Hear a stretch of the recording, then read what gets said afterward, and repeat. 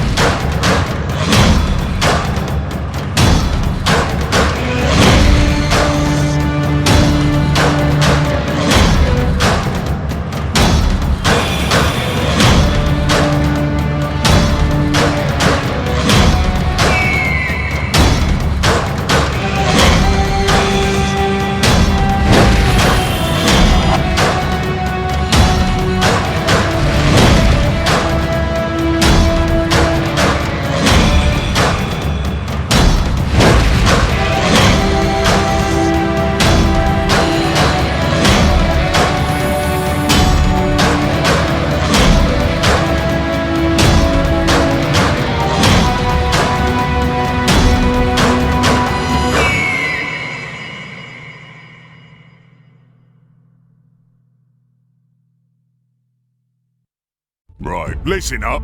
If you have ale, then you have a friend in Grog Strongjaw, a Goliath of towering height and size. This barbarian has an appetite for the two great loves in his life: combat, women, and ale. Wait. Easily the brains of the group, Grog is often consulted for his vast knowledge of shapes, colors, and shiny things. Also ale.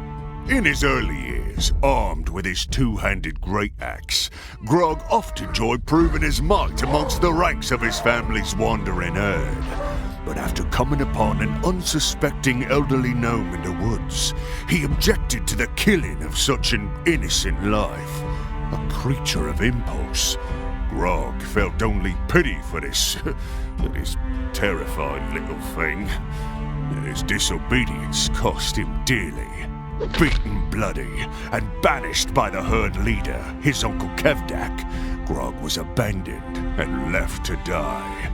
Exiled from his herd, it was then that the relative of the very gnome he fought to save saved him. It was the kindness of a gnome cleric named Pike that healed Grog, bringing him back from death's edge. And they have remained close friends ever since. Most nights, Grog can be found challenging entire taverns to wrestling matches, or accompanying Scadlin to the nearest house where you pay for lady favors. Also ale. A first impression of Keyleth would leave you with little information on the half-elven druid. You might even think that her social awkwardness due to her sheltered upbringing is kind of sweet. Of course, it would be unwise to underestimate her based on first impressions. Under that unintimidating petite frame is a vicious beast waiting to be unleashed, whose natural powers have made even the fiercest of champions pee their pants. Literally. Born to the air tribe of the Ashari people, Keyleth was raised with a deep love of nature and the elemental magics. It is her people's inherent duty to protect the delicate areas in Tal'Dorei, where the 4 elemental planes begin to bleed with this realm. Since she was a little girl, she had quite a knack for air manipulation and beast-shaping abilities. Well, if you consider kittens and flying squirrels to be little beasts, which I do. Anyways, it wasn't long before the headmaster of the tribe, her father, Corin, realized her true prodigious abilities, and she was inveterated to succeed him as the next headmaster. Just like that, her jovial childhood was stripped and replaced with endless spell memorization, teachings from ancient traditions, and exceedingly high expectations. Every druid leader-to-be must embark on a journey to seek out the sister tribes in order to introduce and establish respect amongst the fellow headmasters. They call this the Aramente, or Noble Odyssey. When her father felt she was ready, he set her on the path to truly discovering herself, not knowing when or if she will ever return. As she hiked down the mountain towards Stilben, she meditated on the task ahead. Part of the Aramente is proving yourself a strong warrior, a valiant protector, and a wise and compassionate leader. With this knowledge, one thought plays and repeat in her mind. Is she even worthy? Percy was the third of 7 children, born to a noble family who lived far to the north, in the ancient castle of Whitestone. With so many siblings to share the burdens of lordship, Percy turned his attentions to the sciences, engineering, and naturalism. One day, a mysterious couple named Lord and Lady Briarwood came to court. During a feast held in their honor, the Briarwoods violently took control of the castle, killing or imprisoning everyone who would stand in their way. Percy awoke chained in the dungeon, only to be freed by his younger sister. Together they fled, chased by the Briarwoods' men. As they ran, Percy's sister took several arrows to the chest and fell. Percy kept running, eventually jumping into a freezing river and floating unconscious to freedom. He did not remember waking up on a fishing boat. He barely remembered the next 2 years as he slowly made his way as far south as possible. Then one night, Percy had a dream. A roaring cloud of smoke offered him vengeance against those who destroyed his family. When he awoke, Percy began to design his first gun. Pike grew up in the outskirts of town, near the Bramblewood. Her ancestors were a family of deep gnomes with quite an unfavorable reputation. Thievery, destruction, and trickery left them with the curse of the last name, Trickfoot. Sarenrae, the goddess of healing and redemption, had other plans for Pike's great-great-grandfather Wilhand, who left his family at a young age after a dream that changed the course of the Trickfoot family. Wilhand devoted his life to Sarenrae and pledged from then on that him and his family would live a life of service and devotion. As a child, Pike seemed to have an affinity to heal. Whether it was animals, people, or even flowers, she felt she had a purpose in making things whole that had once been broken. She studied and learned the ways to heal through divine magic. She lived a peaceful life, quiet and simple, until one day, Wilhand was captured and almost killed by a group of Goliath barbarians. One of the Goliaths took a stand against the murder of the innocent gnome, and he himself was beaten, bloodied, and left for dead, abandoned by his herd. Wilhand went to Pike for help. She prayed and healed this barbarian as best she could, bringing him back to life. When he awoke, she discovered his name was Grog Stonejaw. After that, they were the best of friends, a rather unlikely pair. Little did she know that in a few years' time, Grog would soon return the favor and bring her back from the clutches of death. After being killed in battle, Pike felt angry. She wanted to be stronger so that it would never happen again. She spent 4 months at sea, training with the men and women aboard a ship called the Broken Howl. Gripping her holy symbol in one hand and her morning star in the other, this time, Pike is ready. Oh, you haven't heard of Scanlan Shorthalt? Well, gird your loins, ladies, because he has his eye on you. A talented musician, master of disguise, and dashingly handsome in his own mind, Scanlan sings songs almost as much as he sings his own praises. Born a poor gnome, Scanlan used his endless charm and soaring tenor voice to croon for coin and support his single mother. One day he was discovered by a half-orc promoter and joined Dr. Dranzel's spectacular traveling troupe, where he learned the ways of the world and honed his skills as a bard extraordinaire. A loner much of his life, Scanlan has never quite come to terms with the violent death of his mother at the hands of a goblin invasion. While his years on the road provided many, shall we say, educational experiences with the opposite sex, deep down Scanlan yearns for the one thing he's never known, the true love of a fellow gnome. Still, Scanlan considers himself a lover first, performer second, and fighter distant third. On the battlefield, he'll support his allies, but rarely draws blood, unless it's to protect fellow gnome Pike. Count on Scanlan for a hearty laugh, a rollicking song, and a twinkle in his eye that melts hearts and makes the females swoon. Greetings and salutations.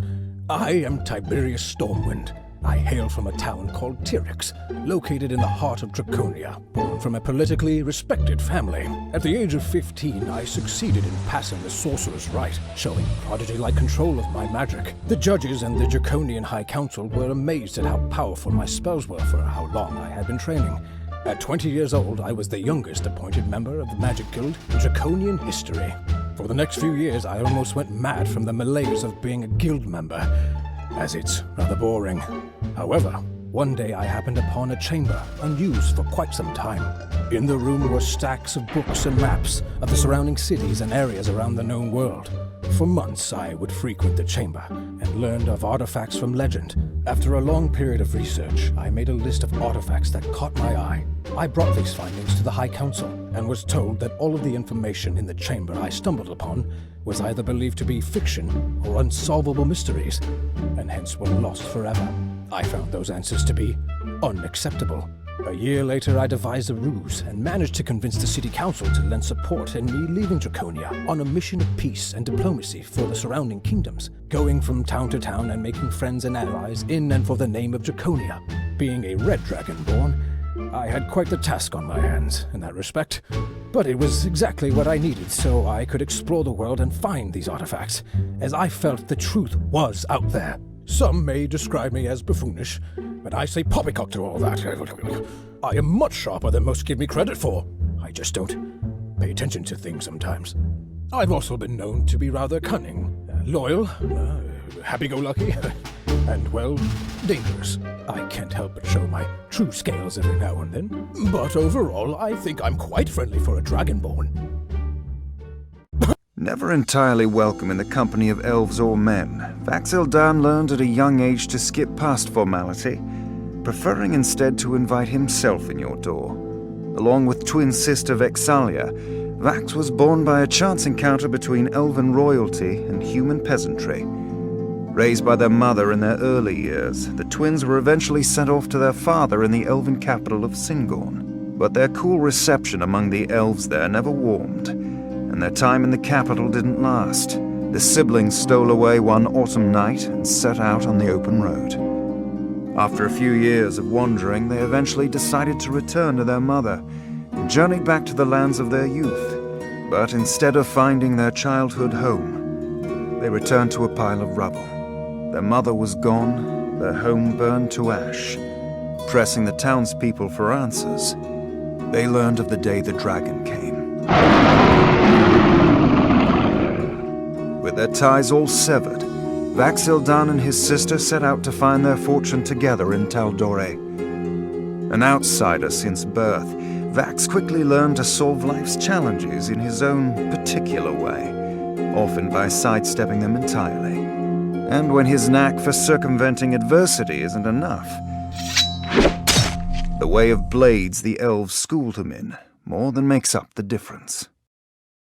Like so many half-elves, Vex'ahlia has spent most of her life suffering the cool reception of a people who don't fully accept her. Born of a human mother and an elven father who only later in life took an interest in their existence, Vex'ahlia and her twin brother Vax'ildan quickly realized the only people they could truly rely on in this world were each other.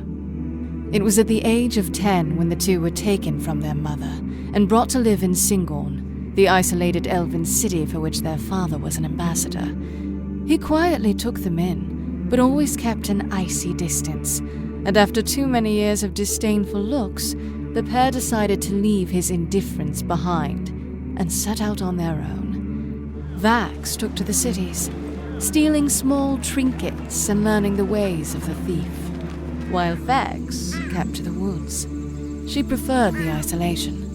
Always the keen observer, she learned to hunt and to track, to spy and to shoot, and through a series of fateful events, earned herself a companion in the form of a bear.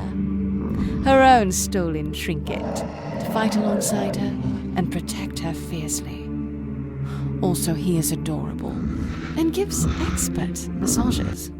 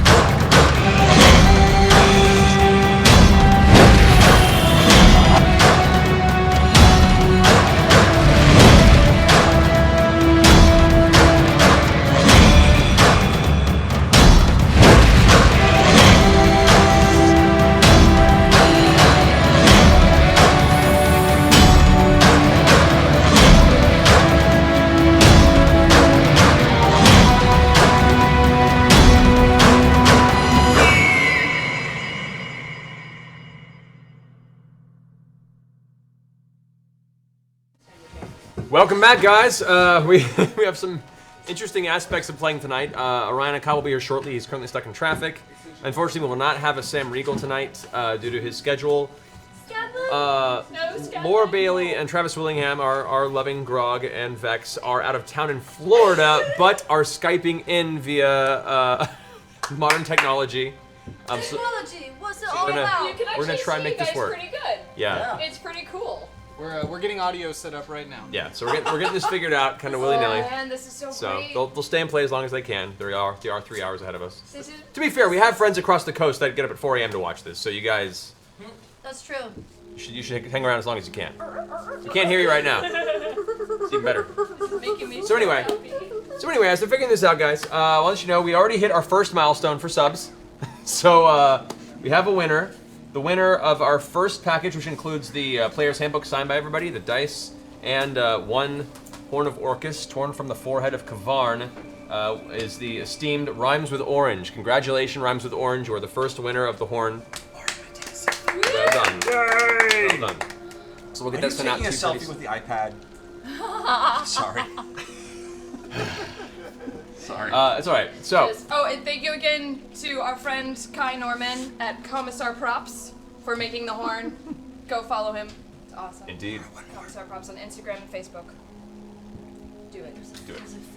Our next giveaway is at $35.50, and then we'll give away the second and only other horn, as well as the rest of that package. And then at $36.00, we're going to do a T-shirt signed, dice box, starter kit, and we're going to be dancing for you afterwards. So see if we can hit that by tonight. Also, I want to give you guys a heads up. We've wanted to get some confirmation to you guys about the episode releases after the live show. So we have a lot of people who watch the show who can't watch it live. The episodes are available immediately afterward on Twitch if you're a subscriber. So if you're after the show morning after you're a subscriber, you get to watch the episodes immediately afterward. Plus, you're helping us keep this channel going. All the subscription money goes towards maintaining the channel, all the people that work here throughout the week, all the other amazing hosts and people that actually run the programs here. So you help make this channel function. Yeah. But yeah, only subscribers get access to the archives. Archives immediately. Yeah. However, if you're not... volume. It's quite loud. All right. Okay. To finish this thought, though, for those who aren't subscribers, episodes do go up now every Monday. Is going to be the confirmed time period of release. So you can look forward to episodes up on the Geek and Sundry website every Monday. And yeah, I think that's the scenario. Yeah. So, given that case, whenever Ryan gets here, I'll hop in. In the meantime, let's go ahead and start this game up. So. All right, here we go. Okay. So, for those of us who... one little heads up on here. The party has just returned after a long, arduous trek through the Underdark beneath the dwarven city of Craghammer. They were sent to retrieve a paladin named Lady Kima of Vord, who was on a vision quest to stop some dark evil that her deity Bahamut told her was existing beneath this mountain range and needed to be squelched. The party managed to salvage her from insidious torture, and through her aid, as well as a mind flayer who had been outcast from the society and the colony nearby, they managed to convince to help them as well, fought their way through the tunnels, past the Durgar army, eventually to the underground mind flayer colony of Yogg-Voril, where they found that this entity called Kavarn, this was then eventually revealed to be a mad beholder, Kavarn, who had been pseudo-possessed and given additional power by the Horn of Orcus, a great and evil artifact, long forgotten, which had been found by this entity. So they managed to make their way into the temple, kill Kavarn, tear the horn from its forehead, however, found themselves swarmed immediately by an entire colony of mind flayers heading towards the top of this temple. They managed to battle, nearly losing a few party members, and through some ingenuity, escape through the top, glide over the city of Yogg-Voril through this underground chasm to a distant embankment along the beach side of this underground river, lake, and teleport their way back to their base city of Emon. So they've come back to Emon, they've come to their keep, Greyskull Keep, they've had an evening of rest. Upon waking the next morning, they've managed to get some breakfast. They've freed Lady Kima from her stone entrapment as she was turned to stone during the battle with the Beholder, and had a conversation based around what should or could be done about this Horn of Orcus evil artifact. So there we will pick up again at that point. So the rest of you guys have eaten your meal, Kima hungrily doing so. All of you guys both sore and exhausted, having barely seen sunlight for a little over a week, and being probably the first or second good meal you've had since leaving Craghammer proper. You all finish your food. Grog hungrily so, double the size of his normal intake of delicious meats and starches. Tiberius has not seemed to have woken up or found his way down from his room as of yet. However, you guys did recently receive a rolled up piece of parchment, a notification from the Council of Tal'Dorei saying that you have been requested to the council chambers at some point this afternoon around the midday sun to discuss your return and the kind of the situation and conditions about it. And that was all it said. Right. And is Lady, I can't remember, is Lady Kima with us at this point? Is she She's with you. Unstoned? She's unstoned. You've already had the conversation with her last week, talking about the horn, basically interrogating her. Mm-hmm. But yeah. And we said that we had it somewhere safe, but not. Weren't we playing coy with that? You were playing coy with it, but I had gone downstairs to go get Grog. Yes, and Grog returned with it, and you guys had the conversation, basically saying, "Oh, it's safe. Don't worry, it's fine." Grog, of which has it currently in the bag of holding. But we haven't told her that it's in the bag of holding, right? She just No, you just said you have it somewhere safe. We just said we have it somewhere safe. Correct. Okay. Turn them up a little bit. I'm highly entertained. I think we're getting feedback. Oh, I see. Oh yeah, that's us. Right, that would be us. Yes. Sorry about that. We'll figure this out, guys. That wasn't too bad. Yeah, this is the new attempt of technology with our out-of-towners. So. It's amazing. It's working pretty well. It's working pretty well. I'm kind of impressed. Well, we have have we actually opened up the parchment and read it yet? Yes, you have received it and used it. And we... There's Just Tiberius, started. literally. Hey, ready? Yes. And what's going to happen? He's going to crawl under the table. There you have it. Good Welcome. morning, sleepyhead. As a couple hours have passed. Too much last night. Tiberius. Hi. That was Oh, right. Oh, hello. Oh, am I here? Am I? Yes, you've just come You've downstairs. just now come down after many hours of breakfast have passed. It's now pushing around 11 o'clock in the afternoon, comparatively, and Tiberius comes storming into the main dining hall of your keep. Good morning, everyone. You seem so. What is that? Oh, this is my own bag of holding. I walk over to Grog and I open their bag of holding and take out my Wheel of Mending and I put it in here. You got your own bag of holding? Yes, that's what I needed the extra gold for before I left. Where did you go to get We're that? FaceTiming. Hi, guys. Science. We are the coolest. I was like, that's Laura's voice. Where the hell? At least we think we're cool. At least we think we're cool. Oh, Travis. Sorry. I mean, yes. So, Tiberius, we're just waiting for you to awake. I think we should probably go and see the Emperor, like you do. Talk about the little problem we have. Wait. Where did you go and get a bag of holding in the time of us sleeping and you waking up? If you recall, I actually went to Draconia. Right. This is when we all woke up to begin with. You didn't tell us that. Why would I have to tell you that? I didn't say you didn't have to. I'm just saying you acted like I should know, and I'm saying I had no idea. I just want to cast that and said that last game. No, you just stayed in your room and did it your own. Oh, shit. Yeah, so right now you're crazy to me. Right. I'm also a little disturbed that it looks like that bag of holding is actually made of you. Yes, it does look like it's made of that seems cruel. Actually, this is wyvern skin. We use it in the Air Force of the Draconian Army. And when Air Force? Yes. Draconia has an army. 500 standing, 200 are airborne. But they have Draconian an soldiers. Air Force. Yes. Wait, do they fly? No, Never they mind. just blow. They force No, air. we have trained we have trained and tamed wyverns, which we have utilized, and they are part of our culture. I've never seen a skinned one. Yes, so I went to the local shoppy and purchased a bag of holding because I realized that I did not hold my own Wheel of Mending for a long time. That was frustrating you, wasn't it? It was extremely frustrating, especially because it's my artifact. Sure. But, yes. Well, that's good. It's probably good to have And it a comes second with one water. of those. That's very Oh, and it comes with water. How handy. It holds a lot of things. How fantastic.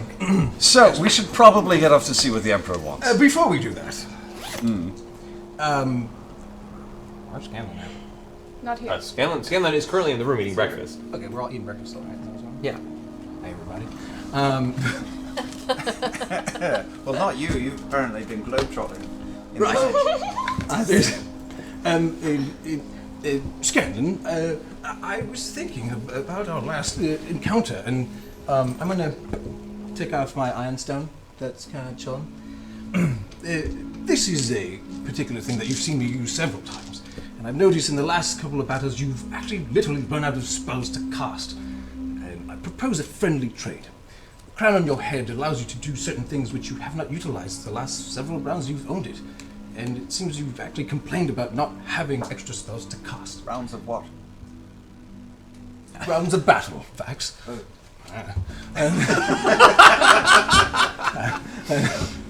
So, I assume that you could probably actually use this more. I have a tool that allows me to do it to begin with, and it's come in rather handy, as you've seen.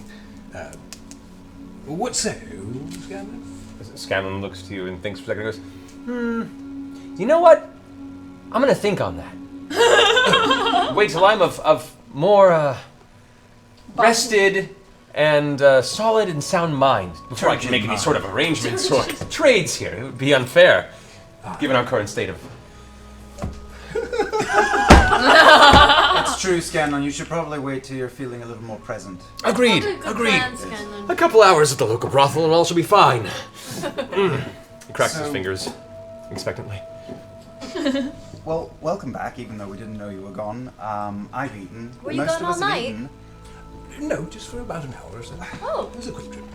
I knew. Just saying hello to family and that. I just literally went to a shop I knew in Draconia and picked up the item. I wasn't sure if they had an Emon and really didn't want to waste any time looking for one. Well, Good on you. Shall we go meet to the Emperor? I've eaten. Let's politic. I think so. All right. This is so... Can you guys hear us fine? Yeah. Just making sure. Just scared to talk is all. Scared to talk? Chime in, please. Yeah, feel free to chime in One whenever. of us. One of Balls, taint, ale, nipples. That's our grog. hey, there's Grog. Grog! As our wonderful giant, now filled with various forms of delicious food matter, warm in his belly, gives a string of various curse words and enjoyment, and sits up from the table with a loud fart, and you guys make your way out of Grey Skull Keep. Towards the outer wall of Emon, in towards the entrance to Abadar's Promenade, making your way towards the Cloudtop District, where the palace itself resides. Is there any Is place... Lady Kima with us? Lady Kima is with you, yes. Oh, good.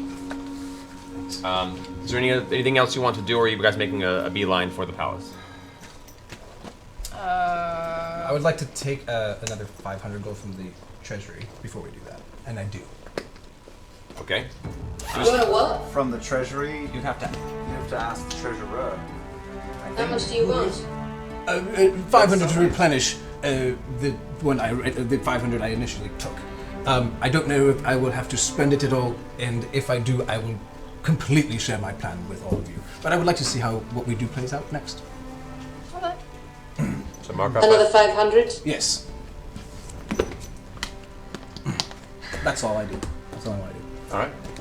Anything else? Is Lady... have we had contact with Allura since returning? Mm-mm. Not yet. I feel good about her being at this meeting. As I'm Someone sure... just got really excited when we mentioned the name Allura. I cast prestidigitation on myself and make sure my robes are all super clean and nice. Gotcha. I mean, her, as you guys walk into the center of the Cloudtop District, you can see that her ivory tower, which once collapsed around you, is now standing in its previous location, seemingly untouched and back to its original esteemed visual. That is the question. Do we stop in first, or do we straight to... Did they give us was there a time requested on that? Or was It's set around the time of the noonday sun. It's probably about 30 minutes, give or take. Laura's really the only person I trust. Perhaps we should not walk into the palace with this on us, so to speak. We don't have anything on us. No, we don't. But if we did, we should probably deal with it. What? Yes. No. Yes. Tibsy, let's go ring Laura's bell. I'd like to ring her bell. It is just like having the internet right there. All right, so I just start walking off towards Allura's tower. All right, sure. I'll follow Bax. Okay, everyone else go with them, or Yeah, you no, we'll Yeah. with. All right, so you guys trek your way towards the northern edge of the Cloudtop District. You round about the series of very, very nice, fine marbled houses, finely crafted stone. This is the affluent area of Emon proper. It's within the secondary city wall, which, of course, the upper echelon of merchants and those who have money are offered the secondary form of defense against the towns being sieged at all. You come around the corner on the fine kind of yellowish cobblestone road, turn, and you get to the point where you can see to the left of you is the giant courtyard that surrounds the outskirts of the palace proper, with the giant steps that lead up to the kind of darkened purple marble that the entire structure is made out of. To your right, there's a few buildings and the white ivory tower that Allura lives in. You approach, the front door is closed. It still remains that giant iron knocker on the front that hangs loosely, kind of like a giant wishbone that you kind of slam into the front of the wooden doorway. Give it a couple hits. Mm-hmm. You can hear it echo throughout the interior of the tall standing tower. A few moments pass. You hear the movement of chain, a creaking of metal, and then a shunk, some sort of large shifting of a wood platform or plank. The door then creaks open, and they're standing, a little bleary-eyed. Apparently it slept in a bit, but in the process of getting ready, you see before you Arcanist Allura. Her hair is half braided, her long blonde hair is half braided. She's in her darkened blue robes. Used to seeing her, and as she opens the door, the sunlight hitting her eyes, she kind of protects her vision for a second before they focus on the rest of the group, and she goes, "My lord, you've all arrived. You've all arrived!" And she swings the door open and runs forward immediately to you, the first person that's there, and just gives you a big hug. Kind of holds back and gives you a look over. Well, her eyes are open and kind of happy. You'd see, honestly, eager and happy to see that everyone's here safe. I look over at Tiberius and just sort of sheepishly shrug. Used to it, it's fine. She turns over to she gives Pike a big hug. She makes her way around the rest of the group. She's like, "You all, I'm so glad to see you're back. I'd heard that there were some difficulties happening in Craghammer at the time you arrived." She turns around and takes your hands, Keyleth, into her own, and gives you like a nod and then a small hug. Goes to Percy and gives you a hug. Goes to Tiberius, walks to Tiberius, and gives you a big warm hug. Oh! She slowly pulls away. She acquiesces to your longer hug, and then pushes away. It's nice to see you again. The pleasure is mine. The pleasure is mine, Tiberius. And as she turns around, she sees, standing behind the rest of you, there's Kima. There's just there in her now freshly clean golden armor that she polished over the evening, so she doesn't smell of Durgar sweat and blood anymore. We've brought you a present. There's this moment where they both kind of look at each other quietly, and then Allura kind of steps forward and says, "Kima, welcome back." And they both just run and give this big, kind of embracing bear hug. She lifts Kima up, and there's like a slow spin. You can see this kind of very, very strong bond of friendship. Before she eventually puts Kima down and takes the big. She holds her hands for a second. You can see a tear kind of running down Allura's cheek, and she goes, "I was so worried about you." And Kima kind of sheepishly turns her eyes to the side. It's like, "Oh, I'm sorry for all the trouble." Oh. Story of my life. No. Oh no. Seriously, Matthew? Come on! What? They're good friends! Friends! Look, mate. Your assumptions, Dragonborn. Oh! Look, mate, I get it now. Don't mug yourself. Yes. Don't mug yourself, mate. Oh, that's great. Don't mug yourself. Come correct. Don't mug yourself.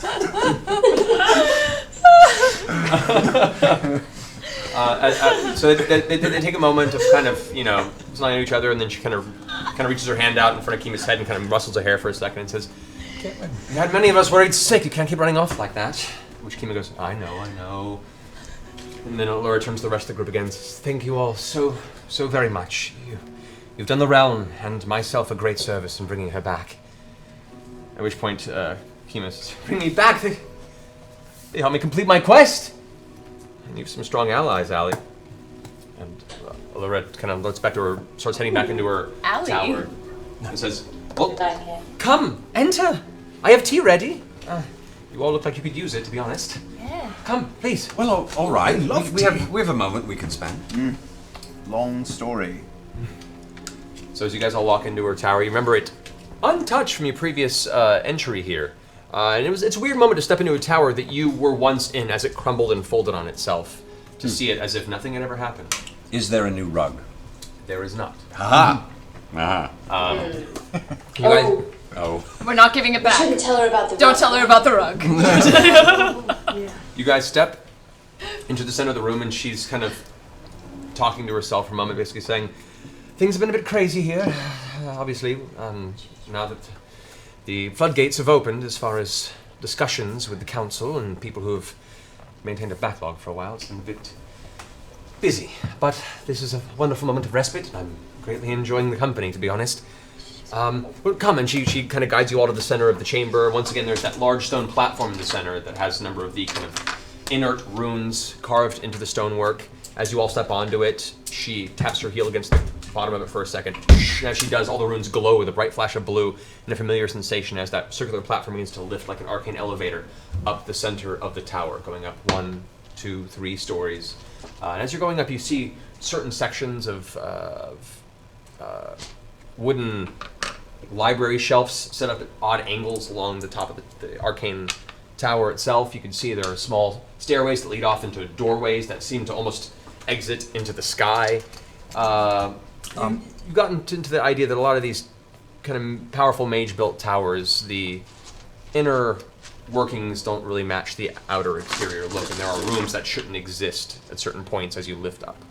I'd like to make a perfunctory insight check just to see if there's anything hinky. I'd like to Google about the perfunctory real situation. quick. You do that. Go for it. Okay. On Allura? Yeah, everything's probably fine. That's an 18. Okay. Best that you can gather, she looks like she's a bit groggy, having slept in recently, but she seems genuinely excited you've all returned and seems eager to kind of catch up as far as what has transpired since last you met her. The platform continues until it reaches the topmost floor of the tower before the slowing of the stone platform eventually comes to a halt with a slight jostling. The runes fade and you're all on the top floor of the tower once again. This is her main chamber. You can see across the way there is her large cush kind of canopy bed on the far corner. There are a number of desks. There's a small arcane laboratory on the far side. Looks like it's in a bit of disarray as she's probably in the middle of a project. You do hear, as soon as you arrive, what sounds like the whistle of a tea kettle in the distance. At which point she immediately says, allow me. And as she begins to walk over, she lifts her hand and you see a small drift of arcane energy as her mage hand goes and lifts and takes the water off of its burner and begins to just kind of absent-mindedly mage hand various teacups out of a large cabinet above the little kitchenette area. That's awesome. At which point everyone's kind of looking around, Kima, amongst you, the rest of you guys. It's been a while since I've been here. Everything's as grandiose and unnecessarily dressed as it always is. I'm glad you got rid of that old rug, though.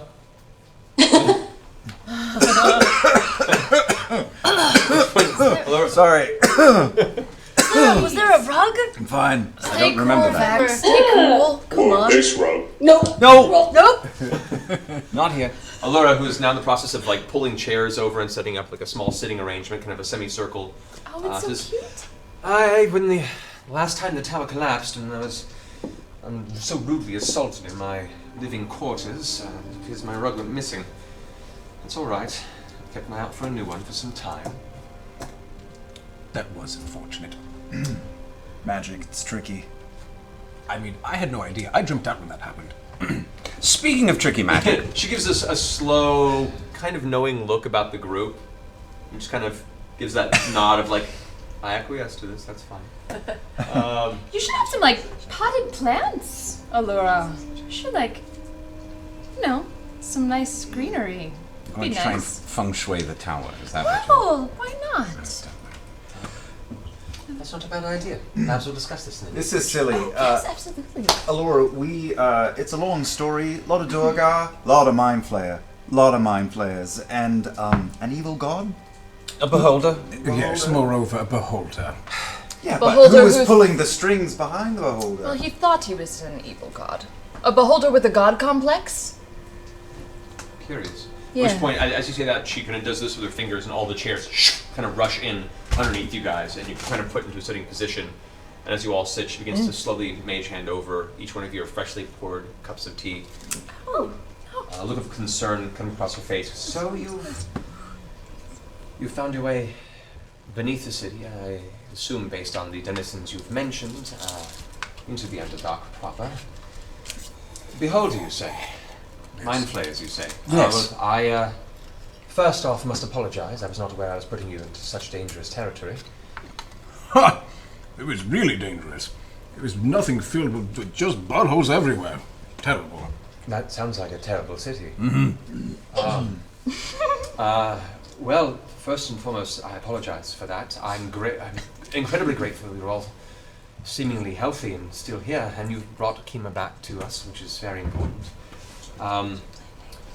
Well, I guess this is in order. And she sits up for a second and walks over, and you can see she kind of looks back at the rest of you and brushes her hand for a second, and a sphere of darkness appears in the corner of the room where you cannot see that entire part of the room.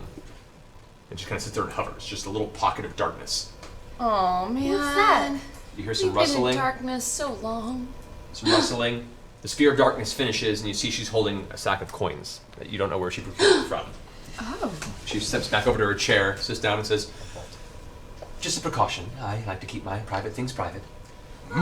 But a deal is a deal, and you've done as you've asked. So, as we discussed, 10,000 gold pieces to the lot of you, and my great I take thanks." that. She hands it out to Vex. It's eager palm. It's very heavy. Good thing I'm strong then, huh? With her 9 strength, I know, it sags. I'm sorry about the hand gesture there. Stop it. Internet. She sits back down. Well, you tell me what else, if anything's transpired, I'll let you know what you've missed. Well, Oh, yeah, we have. The older? we have Orcus's horn, so that's a thing. So there's a slight pause before the actual sound of breaking glass hits your ears as the teacup that she's holding shatters We all across agreed the to this in the stonework last on the game. I know floor. that people are acting this way for. Allura's still sitting in her chair, hands in place, and says, "I'm sorry. What did you say?"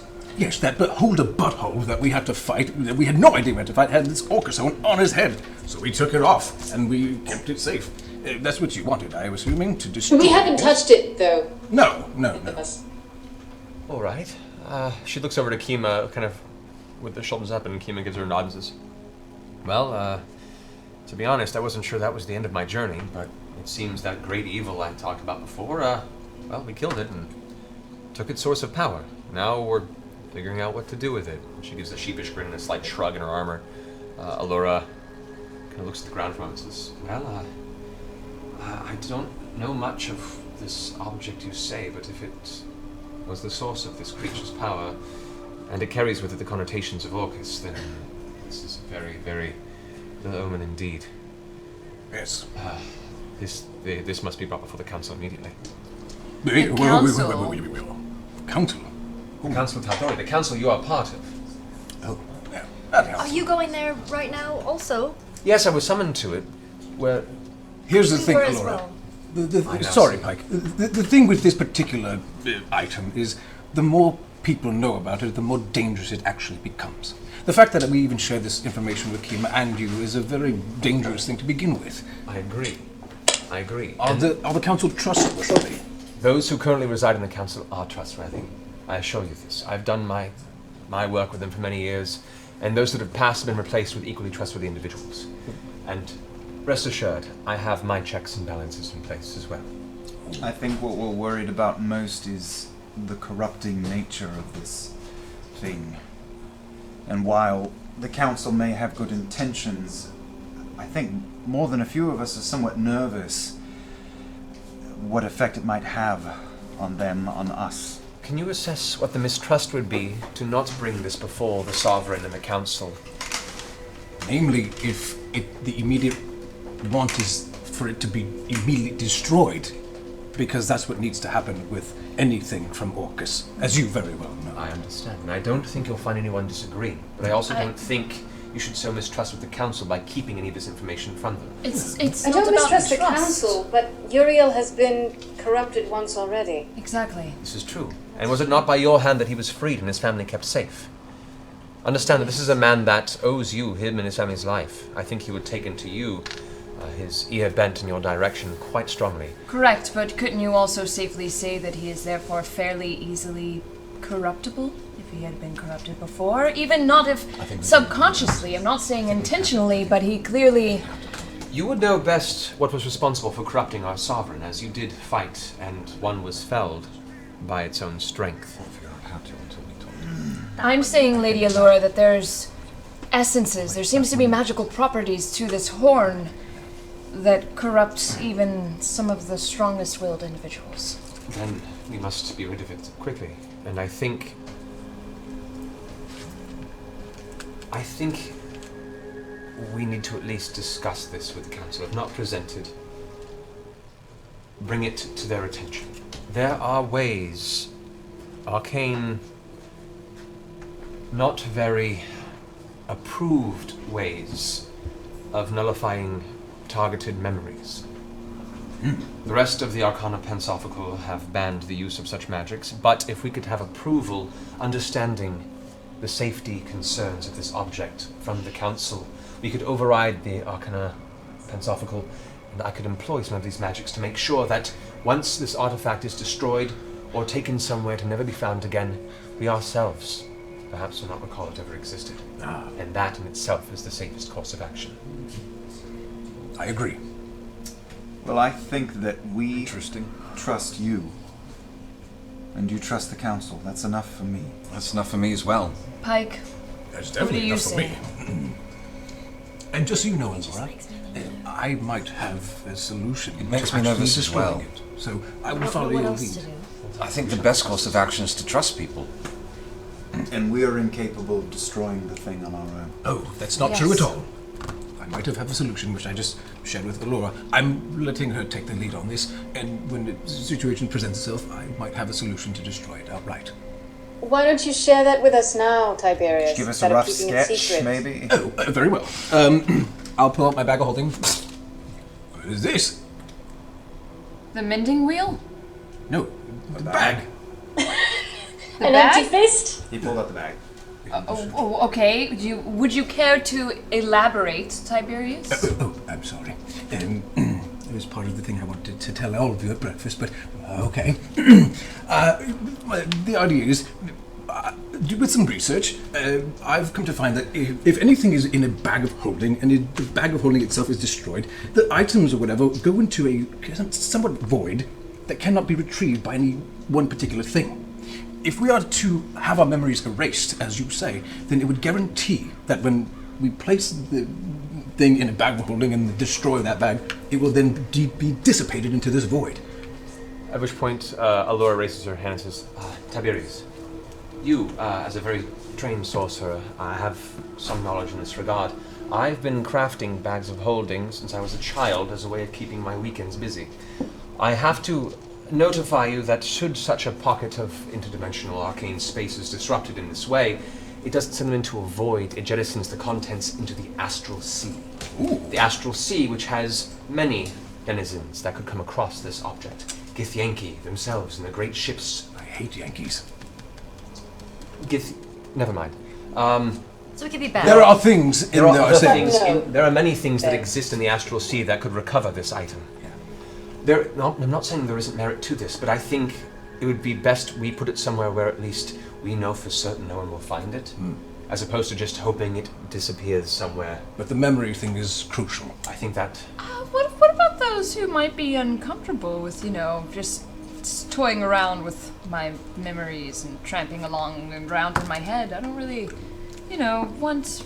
Why don't you think about it for a while? Yeah, my head's pretty fragile as it is.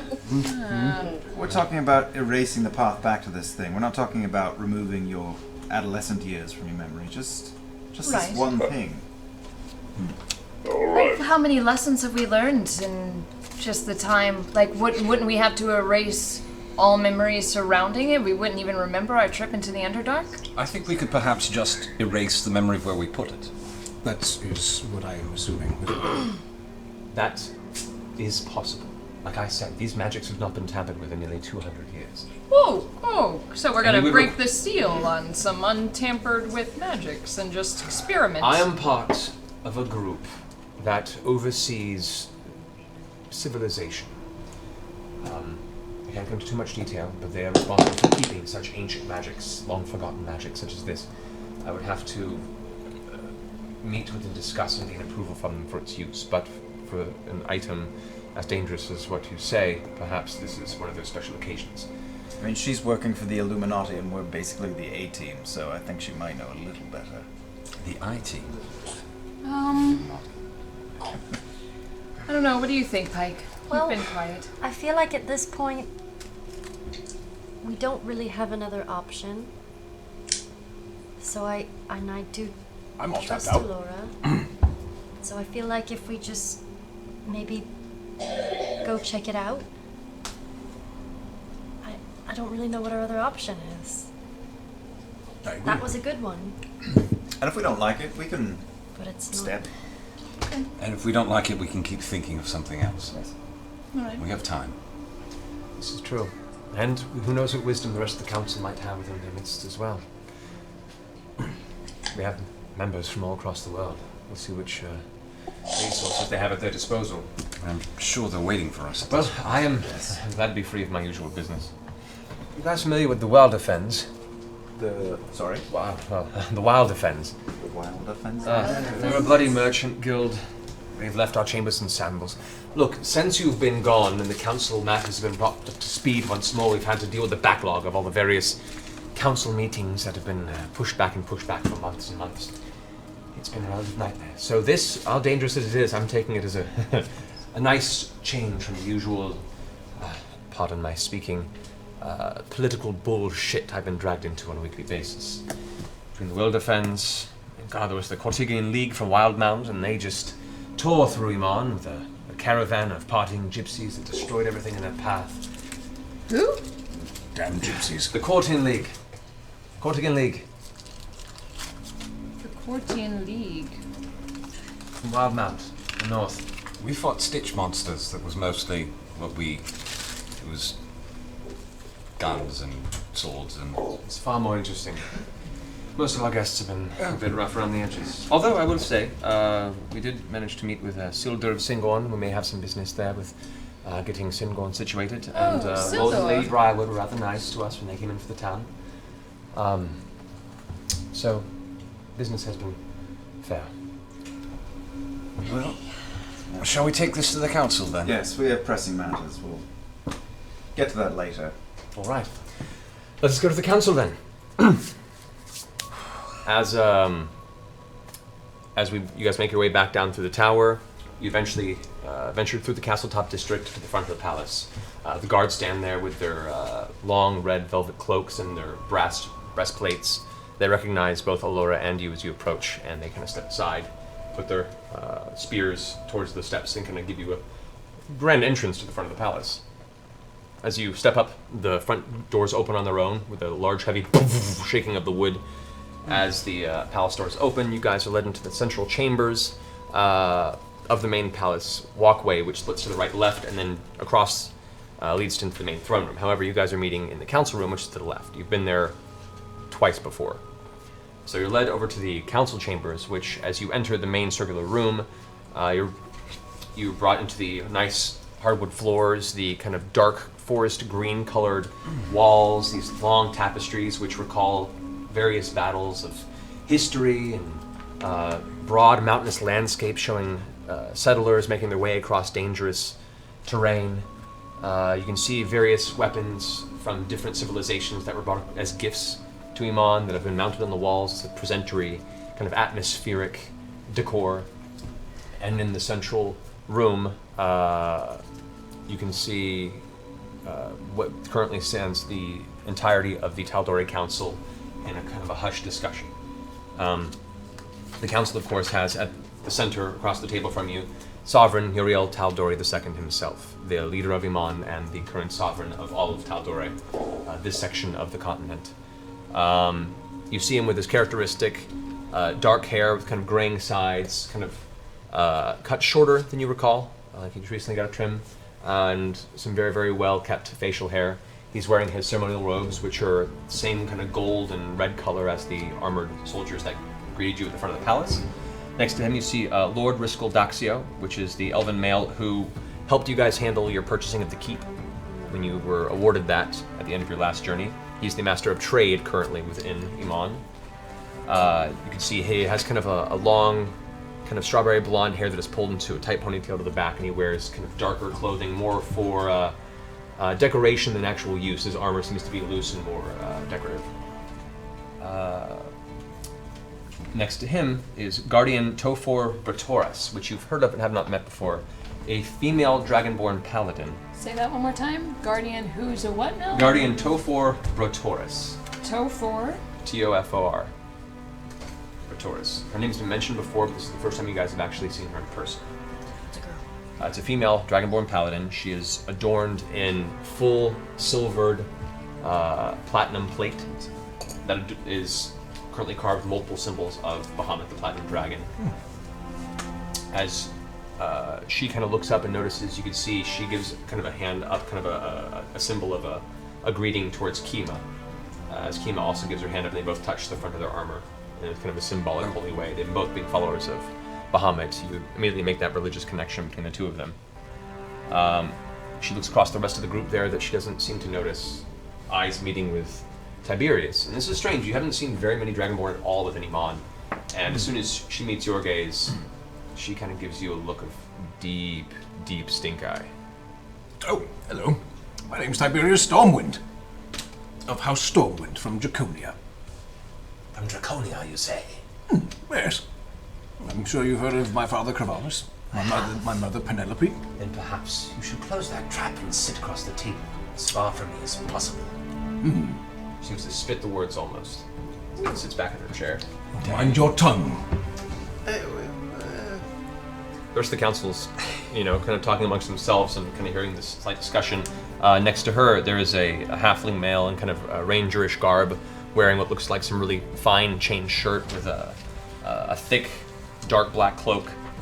He's shaved bald with tattoos on one side of his face, and he introduces himself briefly. I'm terribly sorry. I did not mean for there to be any sort of a misunderstanding here. Kind of gives a slight nudge to Tofor.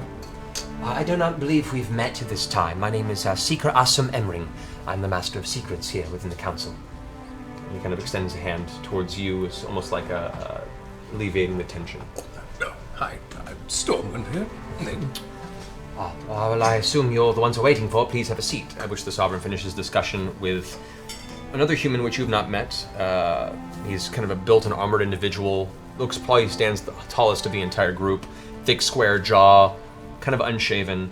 At which point he kind of puts his hand on the Sovereign's shoulder and says, I suppose I should introduce myself as well.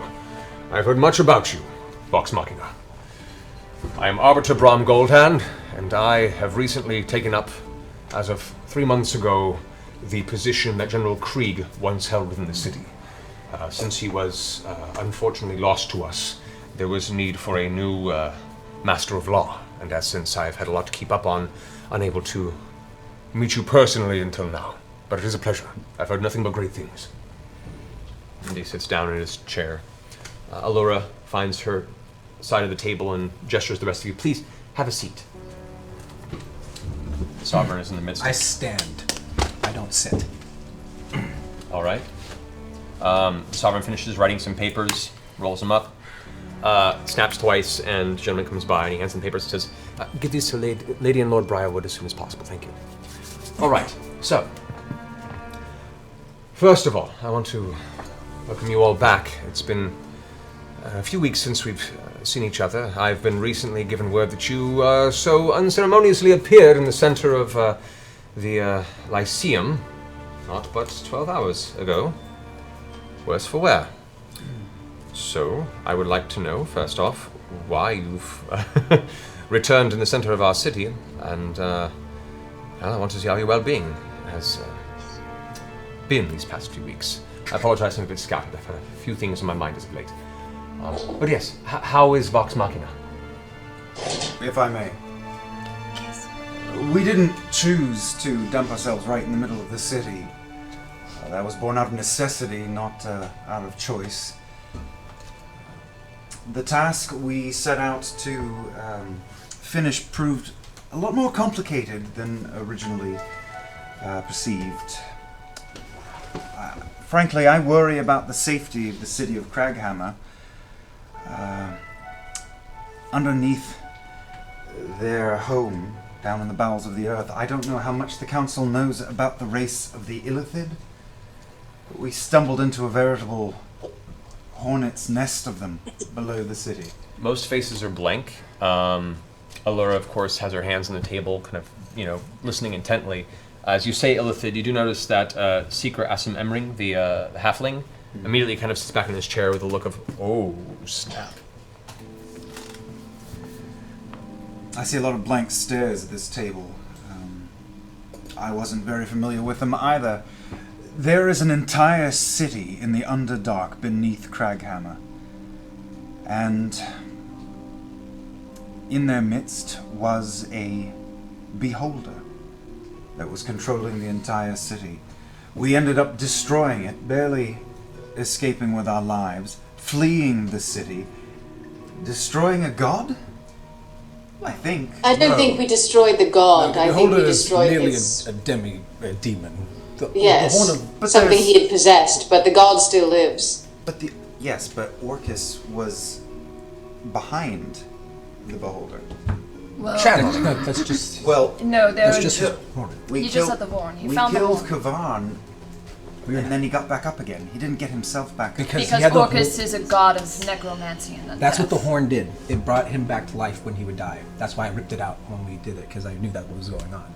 That's what the horn does. I just worry that it's not just, an appliance. It's got him in it. Some it part absolutely of him does. in it. Remember, it laughed at me when I tried to crush it. Is what I'm saying. Right. Laura kind of looks at you strangely. Tiberius, you sound different. I was talking to I Sorry.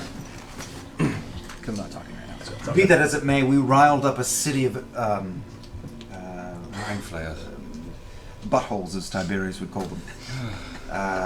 Very unhappy race of things below the surface of the earth. Now, we're here today because Tiberius, crafty as he is, was able to flee ahead of us and create a portal back here, and we ended up falling ass over tea kettle in the Lyceum. So here we are. Well, welcome back. Thank you. It's good Glad to to be see here. you're safe.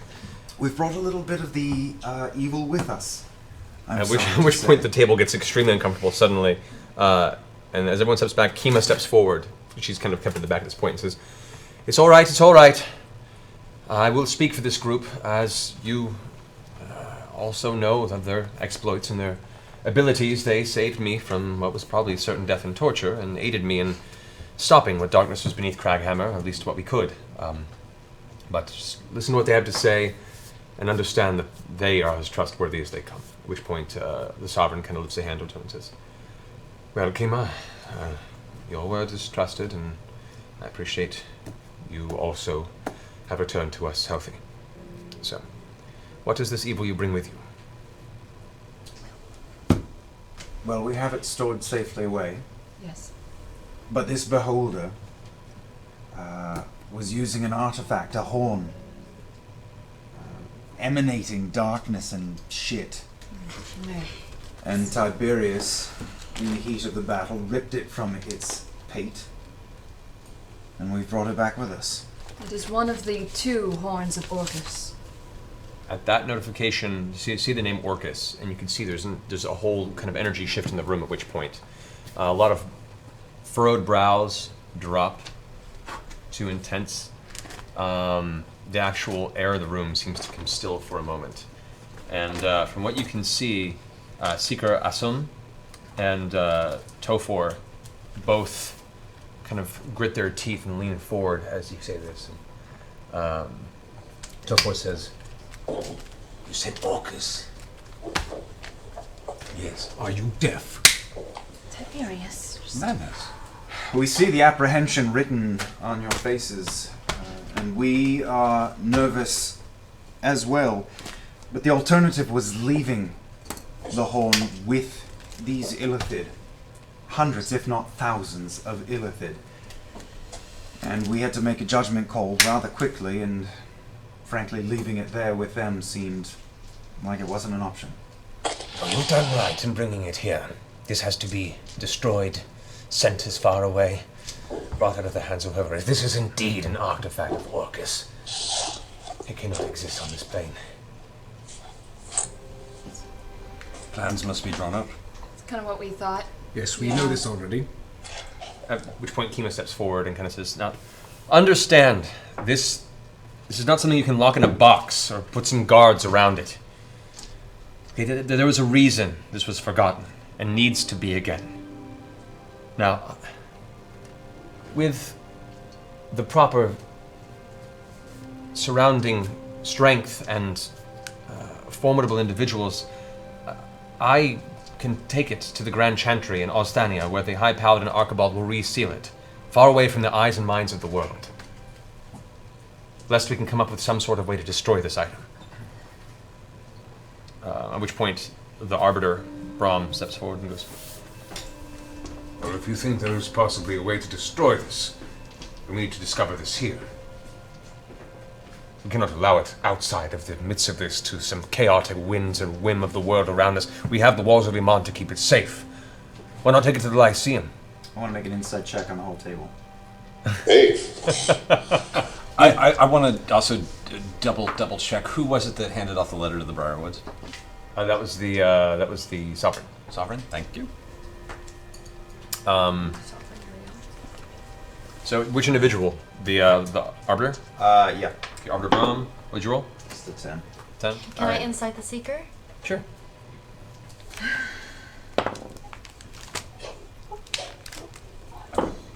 What's your insight roll? 13. 13? Okay. And I would like to insight the Sovereign, just because reasons. 1. Starting the game off strong, guys. I think you need some, I'm just an some idiot. Florida rolling. Yeah, I think so too. You're awfully I want an quiet. insight check as well. Because Matt can totally whisper to me if I get this good. He'll text you. I'll text it to you. Alright. Roll high. Hold on, I'm looking. She's rolling. 17. 11. 17. a total of 17. 11d7. Yeah. On which individual? Which person at the table, sis? You. on your brother? Oh no, on the deep voiced guy. The Arbiter. Okay, the Arbiter Brahm. Yes, the Arbiter. Yes. Okay. Okay. You. Why you gotta be like that, huh? I'll say, and a general feel about the room, but the Arbiter specifically, there is definitely a sense of a really quick rising in tension, fear, and adrenaline in the room at this conversation. Fear is the main thing you're getting. I wouldn't say that you sense any deception. You just sense like the stakes have just suddenly jumped for what they were expecting their morning to be, and they're trying to wrap their head around it. So nothing in too particular catches your shit radar. Alright. We are not leaving the horn here. No. We would have to leave you here. As Grog speaks up, the Arbiter says, I'm not saying we leave it here. I'm saying that while we have it here, have it studied, bring it to the Lyceum. The headmaster and his entire research facility could possibly find a way to destroy it. There is no finer, arcane focus than that Lyceum in this city. They're responsible for the construction of our sky ships and the crystals that keep them elevated. I love sky ships. I believe the power will be too great. It will corrupt. People will want to take it for themselves. Then it has to be taken elsewhere and sealed, like Kima was requesting. So you're saying essentially our two options are we can either keep it here and study it to try and figure out a way to destroy it and have all of the risks of this horn being inside the city, or we take the other massive risks of trying to ship it off somewhere and hope that it gets sealed away? At which point, Tofor, the female Dragonmore, kind of sits up in her chair and says, Regardless, it should not stay here, in my opinion. Understand, the longer it resides within Emon, the more word will spread, and more despots will be drawn to our city to claim it. Do you wish to have all the darkness of this land slowly swarm in on this city? I think we're of a like mind. Yes. I think we should take it from the city.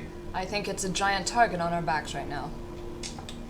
I turned to the Arbiter. I was like, there is something that you should know. During our battle with Kavan, which was the name of the beholder, which the horn resided upon its head, when I ripped it from its head, I held it in a telekinesis state. I attempted to crush it for not knowing what it was at first, just knowing it was bringing creatures back to life. when I attempted to do so, I heard somewhat of a laughter in the back of my mind. I fear whatever this is attached to might be aware, or if anything more aware than it was previously. I'm not sure if it was alerted by being placed on the beholder's head to begin with, but I heard something. So, looking at Topher, I agree with the peasant that we should get it out of here immediately. At which point the Sovereign, who's been kind of quiet at this moment, says, well, best I can tell at this point, it should not stay in Emon. We've had enough trouble in this city and enough issues here that we're having to deal with in the aftermath of the attack on my family. We do not have the mental will nor the ability to withstand any sort of assault, whether from the inside or the outside of the city. If we are to take it elsewhere, I trust the opinion of you, of Kima, and Allura. At which point Allura takes a moment and says, just the knowledge of such a thing existing, let alone two, in this world is dangerous. Who knows what horrors an individual could achieve should they find both horns? Now, wherever this gets taken, the knowledge that all of us know that these exist now, and anyone else beyond this, means that that's a leak. That's a weakness. Now, I've heard of some magics that can erase selected memories permanently. Ancient magics. At which point, as she starts saying this, the rest of the room kind of shifts uncomfortably, and you can see Topher begins to kind of raise her hand to protest, and Allura shuts her down and says, but I would not employ these unless they were absolutely necessary. I need to speak with the Arcana Pansophical and see if this is such a strange and necessary circumstance to allow the use of such magics. That will take me some time to get the entire conclave to agree, but I think it's possible. And maybe the only way, if we cannot destroy this, to make sure that the rest of this world never knows that it existed. I think that's the safest route.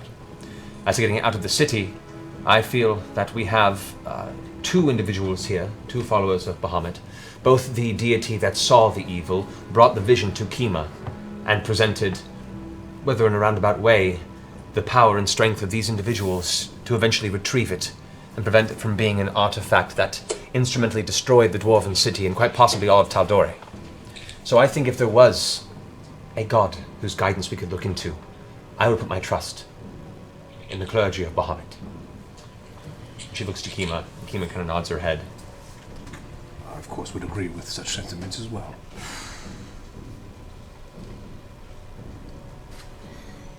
Kima raises her maul and says, puts it on her shoulder. Well then, if that's to be the case, I'll send word over to the rest of my temple. We'll send over our finest paladins, and clerics and guardians. Prepare a box for travel. We'll take it across the sea. And we shall seal this bastard. Kima. Yeah. Sorry. Kima, when you do approach your kin, propose because Orcus's horn is pure black evil, perhaps the sight of light could help as well. The blessing of Sundry and other light sources, divine powers, could be helpful as well. The horn will remain here until the vessel is brought over, but we have holy vessels specifically designed for the keeping of remains or things that are of great evil. And we would gladly welcome the blessing of something from Sundry as well. After all, there is nothing wrong with more positive energy instilled to maintain such a negative force. Personally, don't trust this horn traveling anywhere without at least one of our supervision. At which point the Sovereign kind of speaks up and says, and to be completely honest, we are very grateful you've brought the horn here, but you are a motley crew. Who is to say any of you are also immune to this corruption as well?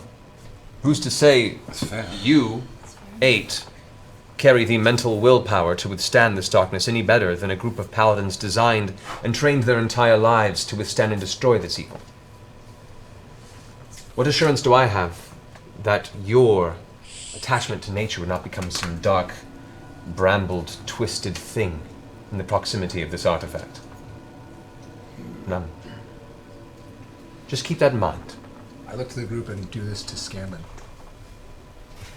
You're taking quite advantage of his current state of You mind, aren't you? have no idea what I'm going to do for the rest of this game. You literally do that to Scandon? Like you to Scandon? No, I was pointing at him. Right in the air. Right in the air. Wet Willie, to our little gnome bard. We miss you, Sam. Uriel looks around. Well, given this circumstance, I would say that our best bet now is to have Kima and Tofo reach out to the Grand Chambers of Bahamut, have them bring a vessel and seal it somewhere that they find fit for an object of this dark presence. Is the Council in agreement to this? Unless some other better means arises. How long will it take for this vessel to arrive? At which point Kima kind of scratches her chin for a second and goes, by the fastest ships, especially if we're using some of your fancy sky dinghies, I can't imagine more than 2 weeks. 2 weeks? Which point... at which That's point... 14 days, Your Highness. That was adorable. A fortnight? At which point, Alora stands forward and says, it's in the means of... You guys don't have any holy ships here? Like, you don't have like a ship dock? I'm sure if they did, they would probably use that one. I have none, but I'm using it. But I'm using it. At this point, okay. At this point, Alora kind of sits forward into the rest of the group and says, to be fair, Kima, in my experience and knowledge, ships function well for the movement of goods and large objects. The speed of this requires some expediting, and, well, I happen to have a friend who is over in Occitania, probably not far from your clergy. Perhaps we can facilitate a 2-day travel? At which point the rest of the group kind of leans back for a second, and Kima goes, well, fine. Yeah, I guess. Kind of shoots a dirty look a little bit. Can I do an insight check on Alora real quick? Sure. You're saying that she's saying a ship would be ready in 2 days, or would take 2 days to travel? No. Alora's saying, depending on the size of this vessel, why do we even need a ship? We have the ability to transport between the cities. If we can pool our resources, there's no reason why we can't bring them here nearly instantaneously. 13. 13? Best you can tell, Alora, I mean, who's generally hard to read. She keeps saying a smile, but she definitely has her intense face on. She's deep in the moment. No real gives one way or the other. The rest of the group kind of looks around, and Arcanist, in the silence goes, well then, I think then me and Kima and Tofa, if you'd like, we can designate a way of bringing this relic container as fast as possible so we may get this going. I wish not to keep this within our presence much longer. Do we agree to that? Yes. Yes. We do. I think we would feel comfortable going along for the ride and seeing this thing through to the end. She kind of glances over to the Sovereign. The Sovereign gives a nods. Very well. Very well. I'll allow it. I may have some business for you coming soon, so try not to be gone too long. Although this is much more important business, I do agree. And then he kind of gives a laugh and a smile to raise a bit of levity in the room that nobody seems to respond to. But nevertheless, if you wish to travel and see this through, I don't see there would be any complaint. He looks to Lady Kima and Kima says, oh, no, not at all. We've gotten along swimmingly so far. Mostly. Very well. Then I'm bad at this political stuff, and Kima kind of steps back a little bit, and I defer to the rest of you. Puts her mace on the ground, or her maul on the ground, and kind of awkwardly looks away. Sovereign goes, very well. It is settled. Reach out to your clergy, bring the vessel, Alora, facilitate its arrival. We'll get this artifact as far away from Emon as possible. This is adjourned. Thank you all very much for coming to this council meeting. Okay. I'm waiting until I'm going to catch the Sovereign on his way out. All right. At which point everyone kind of gathers the rest of their papers, their parchments, they're rolling up scrolls. The Arbiter gets up and kind of lumbers his way out of the room. The Seeker asks him, steps up to the rest of you once again with a final handshake. A pleasure to meet you all once again. I've heard so much, and you're doing fine work. And he seems like just strangely, I'd say nervous, but in a weird way, he's a gentle hint of fanboy. I wink at him. Oh, stop it. He slyly winks back on his way out.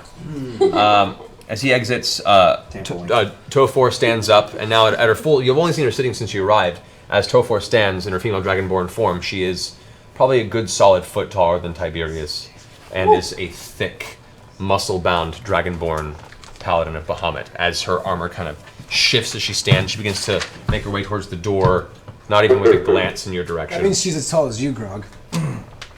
What? She's as tall as you. I just whispered to Tiberius and say, Are all the ladies that big in Draconia? It all depends. No, not really. She's bigger than usual. She's a wretched peasant, so I cannot. That's so mean. It's a little harsh. She exits. Allura stands up, begins to leave. The Sovereign stands up, and as he stands up, the guards come out and they kind of come to his side. Good Sovereign, if I could have a moment.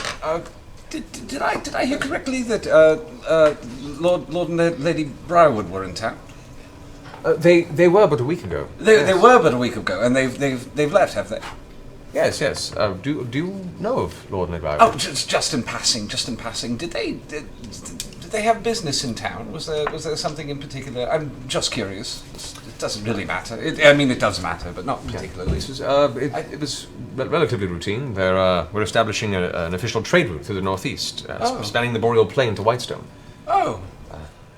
They inherited the region after the unfortunate demise of the Dirola family. Yes. However, our ambassador has noted that they've rebuilt rather well and honored the memory of the family, and they're really committed to re-establishing the foothold of Whitestone in the north, and so they came here on a diplomatic mission to open trade. Oh, that's nice. I would love to. Please keep it quiet, but if I could be notified if they're coming through again, I would very much like to surprise them, if that would be possible. Am I sending this to Percy? Am I hearing this? Yes. Okay, good. So, just old business. It would be very interesting to see them again. For the sake of this conversation, I'm going to ask you to roll a deception check. Okay. Ooh. Natural 20. Oh! On the new pretty die. Don't fuck with me. The Sovereign gives you... Certainly. Very well. I will notify you should they come through again. Deeply honored by your thoughts, sir. Thank you. No worries. At the end of this conversation, I'm going to rip off a piece of the scroll of transcription. I'm going to approach. When you do, all you do is write the message to this, and we will receive it. It's enchanted parchment, and I will receive the message. So he gives us I know how these work. Yes, thank you. And as you present it, he kind of walks by, and one of his guards takes it from you and kind of gives you a nod. And they exit the chambers. You guys are escorted out into the main hallway of the palace. And as the rest of the council scatters amongst the palace proper, you're all left. The doors close behind you in the echoing hallways towards the central left side of the palace. Percy. I'm fine. You're sweating. Okay. I know. Why are you sweating? It's hot. What happened? Nothing. The sun comes up and it gets very hot. I'll tell you later. Okay, very good. There's a discussion for later. There's more important things. Okay. Horns. Kima and Allura are, near you. At which point, Kima looks at the rest of you and says, "I apologize. I have to figure this out now. So I'm gonna go head to the nearest temple of Bahamut and see if we can reach out quickly." So what should we do? That's up to you. She looks to Allura, kind of questioning. Allura goes, well, in the event of this this blessed chamber arriving, you'll be notified. We will request your presence to bring the artifact in question, seal it, and then we will begin our journey over to its place of hopeful destruction and/or proper banishment. Would you like anyone to go with you, or you just want to go alone? To go work out the details of all of this? Allura kind of says, for me, it's just preparation of the arcane transference ritual. I'm going to go meet with a friend of mine over in Ostania. I will say, we haven't replenished our potions yet. And we could should go... we go to visit our old friend, we could Gilmore? go to Gilmore's. Gilmore's glorious I would feel much better with a visit to you Gilmore's. you essentially just want us to wait? whatever business you need to get done, it should take no more than 2 days to get this 2 taken days? care of. 2 days. You guys, we have a weekend! This is Allura and Kima who are here. Yeah, they're the only right? two who stayed behind with you guys outside Yeah. of the council chambers. I take Pike by the hand and I walk over to Kima, and they're short, so I kneel down, and I say to the both of them, I've never pretended to be a man of the cloth. I know little of the gods, but the brush we had down below has left me shaken. What can the gods tell us? The gods stick their noses into our doings whenever it pleases them. Are they not here? Have they anything to say for what is happening now? I'm with this guy. High five, Vax. At which point, if you wish to respond immediately, you may. Well, I just know I tried to have a response from my god down below, and she didn't really respond the way I would like for her to, but maybe things will be different. I think what were you going to say? At which point, Kima kind of looks to you at what you just said with a look of curious worry and says, Ooh. "Well, if what you say is your faith has been shaken, there is always room at the Temple of Bahamut to find redemption, strength, and guidance. You realize the platinum... she's trying to get you to come to her church. She's trying to convert. She's trying to convert. Get the leaflet. The Platinum Dragon has guided much of civilization's growth, expansion, and survival for thousands of years. The eternal battle between him and the darkness that is Tiamat and the chaos With beyond all that. due respect, That is good Kima, news. It's very good I news. don't think that was Vax's question. To get to the point, I apologize. The gods are many, and the gods have been at war for as long as we exist. There are some that believe that we are nothing but the aftermath of their squabbles.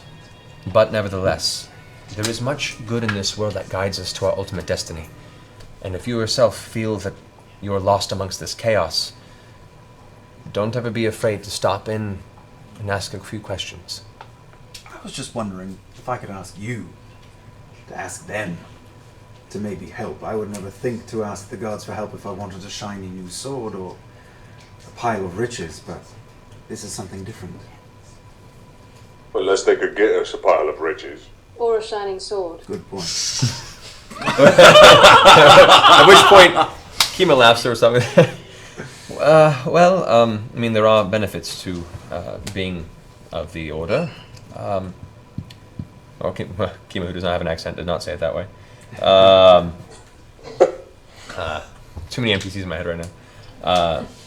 But you know, understand. Whenever I felt lost, which is often, it's good to have that guiding warmth to turn to. And sometimes it brings you into a subterranean mountain being tortured by dwarves. Sometimes it guides you to new friends and allies. Strange the way the gods work, but when you put your all into it, they've kept me alive so far. That's a really good point. I guess that's a positive way to look at it. I really like long walks in the forest when I'm feeling disconnected. That works too, you know? Allura steps up. Lady Kima, do the gods allow you to have relationships?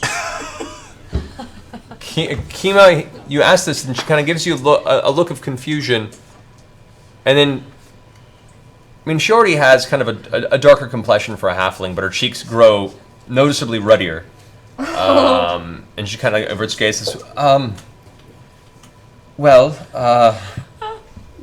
I start trying to do my best Vax swing. I'm Vax. A Vax swing. She kind of averts gaze. As far as I know, it is not a vow of chastity within the order. So you're saying there's a chance.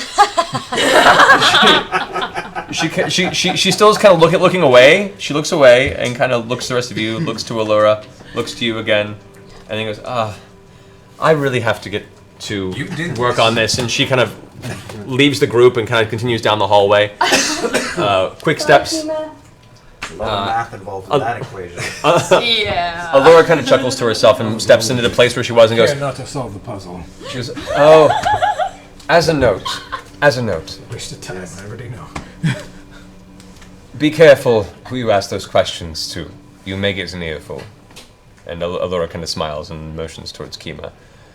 I mean, don't get me wrong, you're more than welcome to explore as you like, but that's a rabbit hole, my friend. Oh, rabbit hole, is that what we're calling it these days? You feel a gentle slap from some unknown arcane force across your cheek, Rog. And Allura gives you a stern glare. Oh, don't talk about her girl that way. Don't make me take my errands off. Anyway. So 2 days, we'll call for you when the item is to be transferred and probably brought to its destination. In the meantime, prepare as you see fit, enjoy this well-earned rest, and we'll take it from there. I have much travel to do myself. See you all very soon. And she begins to step up the hallway. As she steps up the hallway, you can see there's kind of a light yellowish glow about her form, and then with a sudden flash of white light, Allura's just gone. So, guys, I'm thinking we take a local tour of all of the historical highlights of Emon. We've never really gone for like sightseeing, and then maybe we can catch a nice dinner in the city tonight. Oh, it's getting so late. It's like 1 p.m. We've got the whole day. It feels like 8. It really feels so late. I picked up one of these pamphlets while we were in the palace, and apparently there's a nice a national history museum. Gilmore's? What is a pamphlet? Gilmore. Oh, a lot of paper. Gilmore's. I'll be a Gilmore. Oh, it's like a mini book. It's like a tiny scroll. It has pictures. Yes. Look, Percy. Doesn't the Natural History Already Museum heading look towards nice? Gilmore's. Yeah, All right. I'm following So Percy. as you guys We're going to Gilmore's too. Oh, all right, you guys exit and find your way, shopping. Exiting the palace in the Cloudtop district, to make your way to Abadar's Promenade to enter and reunite with your good friend Gilmore. We're going to take this moment to take a break, so we're going to use the restroom, get some food. We're at 2. Are we at 2 more? Oh, it's giveaway time. All right, we hit our next giveaway, so we'll do that first. All right, so we have.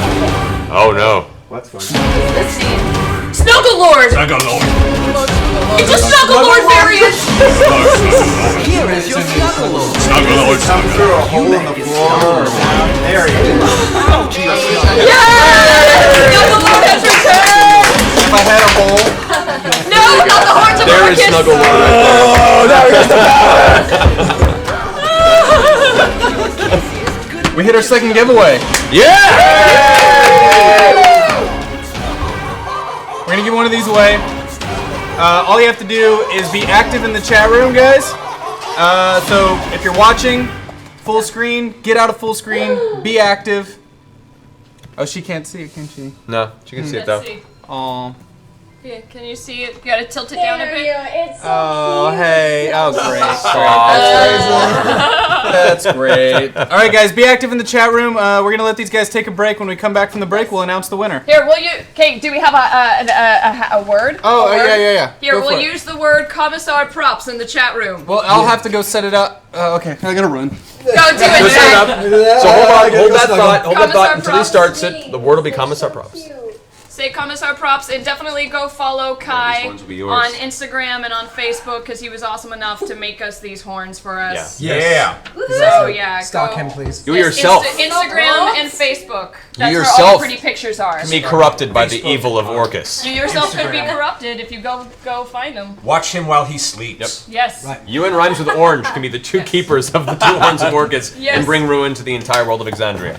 So that could be you. Anyway, we're taking a break. We'll see you guys back here in a little over 10 minutes. And we'll continue as they head towards, oh god, we're heading to Gilmore's Glorious Goods. Gilmore's! Alright, I gotta prepare. See you soon, guys. Gilmore!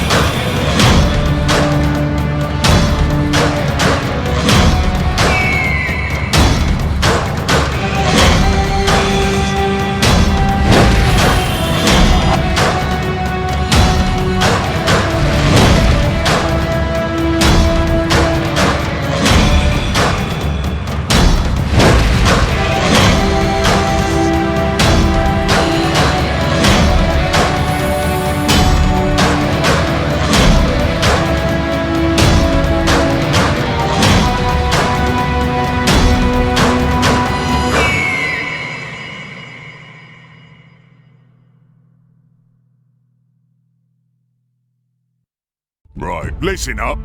If you have ale, then you have a friend in Grog Strongjaw, a Goliath of towering height and size. This barbarian has an appetite for the two great loves in his life: combat, women, and ale. Wait. Easily the brains of the group, Grog is often consulted for his vast knowledge of shapes, colors, and shiny things. Also ale. In his early years, armed with his two-handed great axe, Grog oft enjoyed proving his might amongst the ranks of his family's wandering herd. But after coming upon an unsuspecting elderly gnome in the woods, he objected to the killing of such an innocent life. A creature of impulse, Grog felt only pity for this terrified little thing. His disobedience cost him dearly. Beaten bloody and banished by the herd leader, his uncle Kevdak, Grog was abandoned and left to die. Exiled from his herd, it was then that the relative of the very gnome he fought to save saved him. It was the kindness of a gnome cleric named Pike that healed Grog, bringing him back from death's edge. And they have remained close friends ever since. Most nights, Grog can be found challenging entire taverns to wrestling matches, or accompanying Scadlin to the nearest house where you pay for lady favors. Also ale. A first impression of Keyleth would leave you with little information on the half-elven druid. You might even think that her social awkwardness due to her sheltered upbringing is kind of sweet. Of course, it would be unwise to underestimate her based on first impressions. Under that unintimidating petite frame is a vicious beast waiting to be unleashed, whose natural powers have made even the fiercest of champions pee their pants. Literally. Born to the air tribe of the Ashari people, Keyleth was raised with a deep love of nature and the elemental magics. It is her people's inherent duty to protect the delicate areas in Tal'Dorei, where the 4 elemental planes begin to bleed with this realm. Since she was a little girl, she had quite a knack for air manipulation and beast-shaping abilities. Well, if you consider kittens and flying squirrels to be little beasts, which I do. Anyways, it wasn't long before the headmaster of the tribe, her father, Corin, realized her true prodigious abilities, and she was inveterated to succeed him as the next headmaster. Just like that, her jovial childhood was stripped and replaced with endless spell memorization, teachings from ancient traditions, and exceedingly high expectations. Every druid leader-to-be must embark on a journey to seek out the sister tribes in order to introduce and establish respect amongst the fellow headmasters. They call this the Aramente, or Noble Odyssey.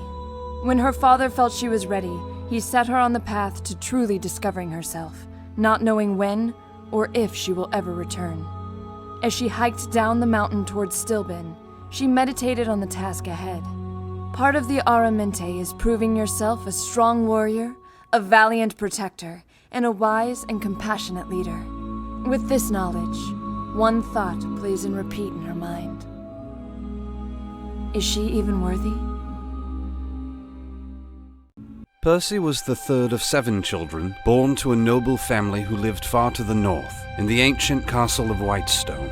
With so many siblings to share the burdens of lordship, Percy turned his attentions to the sciences, engineering, and naturalism. One day, a mysterious couple named Lord and Lady Briarwood came to court. During a feast held in their honor, the Briarwoods violently took control of the castle, killing or imprisoning everyone who would stand in their way. Percy awoke chained in the dungeon, only to be freed by his younger sister. Together they fled, chased by the Briarwoods' men. As they ran, Percy's sister took several arrows to the chest and fell. Percy kept running, eventually jumping into a freezing river and floating unconscious to freedom. He did not remember waking up on a fishing boat. He barely remembered the next 2 years as he slowly made his way as far south as possible. Then one night, Percy had a dream. A roaring cloud of smoke offered him vengeance against those who destroyed his family. When he awoke, Percy began to design his first gun. Pike grew up in the outskirts of town, near the Bramblewood. Her ancestors were a family of deep gnomes with quite an unfavorable reputation. Thievery, destruction, and trickery left them with the curse of the last name Trickfoot. Sarenrae, the goddess of healing and redemption, had other plans for Pike's great-great-grandfather Wilhand, who left his family at a young age after a dream that changed the course of the Trickfoot family. Wilhand devoted his life to Sarenrae and pledged from then on that him and his family would live a life of service and devotion. As a child, Pike seemed to have an affinity to heal. Whether it was animals, people, or even flowers, she felt she had a purpose in making things whole that had once been broken. She studied and learned the ways to heal through divine magic. She lived a peaceful life, quiet and simple, until one day, Wilhand was captured and almost killed by a group of Goliath barbarians. One of the Goliaths took a stand against the murder of the innocent gnome, and he himself was beaten, bloodied, and left for dead, abandoned by his herd. Wilhand went to Pike for help. She prayed and healed this barbarian as best she could, bringing him back to life. When he awoke, she discovered his name was Grog Stonejaw. After that, they were the best of friends, a rather unlikely pair. Little did she know that in a few years' time, Grog would soon return the favor and bring her back from the clutches of death. After being killed in battle, Pike felt angry. She wanted to be stronger so that it would never happen again. She spent 4 months at sea, training with the men and women aboard a ship called the Broken Howl. Gripping her holy symbol in one hand and her morning star in the other, this time, Pike is ready. Oh, you haven't heard of Scanlan Shorthalt? Well, gird your loins, ladies, because he has his eye on you. A talented musician, master of disguise, and dashingly handsome in his own mind, Scanlan sings songs almost as much as he sings his own praises. Born a poor gnome, Scanlan used his endless charm and soaring tenor voice to croon for coin and support his single mother. One day he was discovered by a half-orc promoter and joined Dr. Dranzel's spectacular traveling troupe, where he learned the ways of the world and honed his skills as a bard extraordinaire. A loner much of his life, Scanlan has never quite come to terms with the violent death of his mother at the hands of a goblin invasion. While his years on the road provided many, shall we say, educational experiences with the opposite sex, deep down Scanlan yearns for the one thing he's never known, the true love of a fellow gnome. Still, Scanlan considers himself a lover first, performer second, and fighter distant third. On the battlefield, he'll support his allies, but rarely draws blood, unless it's to protect fellow gnome Pike. Count on Scanlan for a hearty laugh, a rollicking song, and a twinkle in his eye that melts hearts and makes the females swoon. Greetings and salutations. I am Tiberius Stormwind. I hail from a town called Tyryx, located in the heart of Draconia, born from a politically respected family. At the age of 15, I succeeded in passing the Sorcerer's Rite, showing prodigy-like control of my magic. The judges and the Draconian High Council were amazed at how powerful my spells were for how long I had been training. At 20 years old, I was the youngest appointed member of the Magic Guild in Draconian history. For the next few years, I almost went mad from the malaise of being a guild member, as it's rather boring. However, one day I happened upon a chamber unused for quite some time. In the room were stacks of books and maps of the surrounding cities and areas around the known world. For months I would frequent the chamber and learned of artifacts from legend. After a long period of research, I made a list of artifacts that caught my eye. I brought these findings to the High Council and was told that all of the information in the chamber I stumbled upon was either believed to be fiction or unsolvable mysteries, and hence were lost forever. I found those answers to be unacceptable. A year later, I devised a ruse and managed to convince the city council to lend support in me leaving Draconia on a mission of peace and diplomacy for the surrounding kingdoms, going from town to town and making friends and allies in and for the name of Draconia. Being a red dragonborn, I had quite the task on my hands in that respect. But it was exactly what I needed so I could explore the world and find these artifacts, as I felt the truth was out there. Some may describe me as buffoonish, but I say poppycock to all that. I am much sharper than most give me credit for. I just don't pay attention to things sometimes. I've also been known to be rather cunning, loyal, happy-go-lucky, and, well, dangerous. I can't help but show my true scales every now and then. But overall, I think I'm quite friendly for a dragonborn. Never entirely welcome in the company of elves or men, Vax'ildan learned at a young age to skip past formality, preferring instead to invite himself in your door.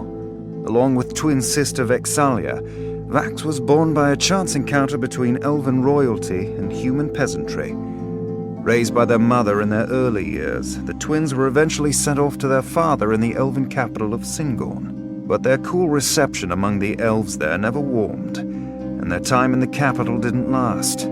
The siblings stole away one autumn night and set out on the open road. After a few years of wandering, they eventually decided to return to their mother and journeyed back to the lands of their youth. But instead of finding their childhood home, they returned to a pile of rubble. Their mother was gone, their home burned to ash. Pressing the townspeople for answers, they learned of the day the dragon came. With their ties all severed, Vax'ildan and his sister set out to find their fortune together in Tal'Dorei. An outsider since birth, Vax quickly learned to solve life's challenges in his own particular way, often by sidestepping them entirely. And when his knack for circumventing adversity isn't enough, the way of blades the elves schooled him in more than makes up the difference. Like so many half-elves, Vex'alia has spent most of her life suffering the cool reception of a people who don't fully accept her. Born of a human mother and an elven father who only later in life took an interest in their existence, Vex'alia and her twin brother Vax'ildan quickly realized the only people they could truly rely on in this world were each other. It was at the age of 10 when the two were taken from their mother and brought to live in Singorn, the isolated elven city for which their father was an ambassador. He quietly took them in, but always kept an icy distance, and after too many years of disdainful looks, the pair decided to leave his indifference behind and set out on their own. Vax took to the cities, stealing small trinkets and learning the ways of the thief, while Vex kept to the woods. She preferred the isolation. Always the keen observer, she learned to hunt and to track, to spy and to shoot, and through a series of fateful events, earned herself a companion in the form of a bear. Her own stolen trinket, to fight alongside her and protect her fiercely. Also, he is adorable and gives expert massages.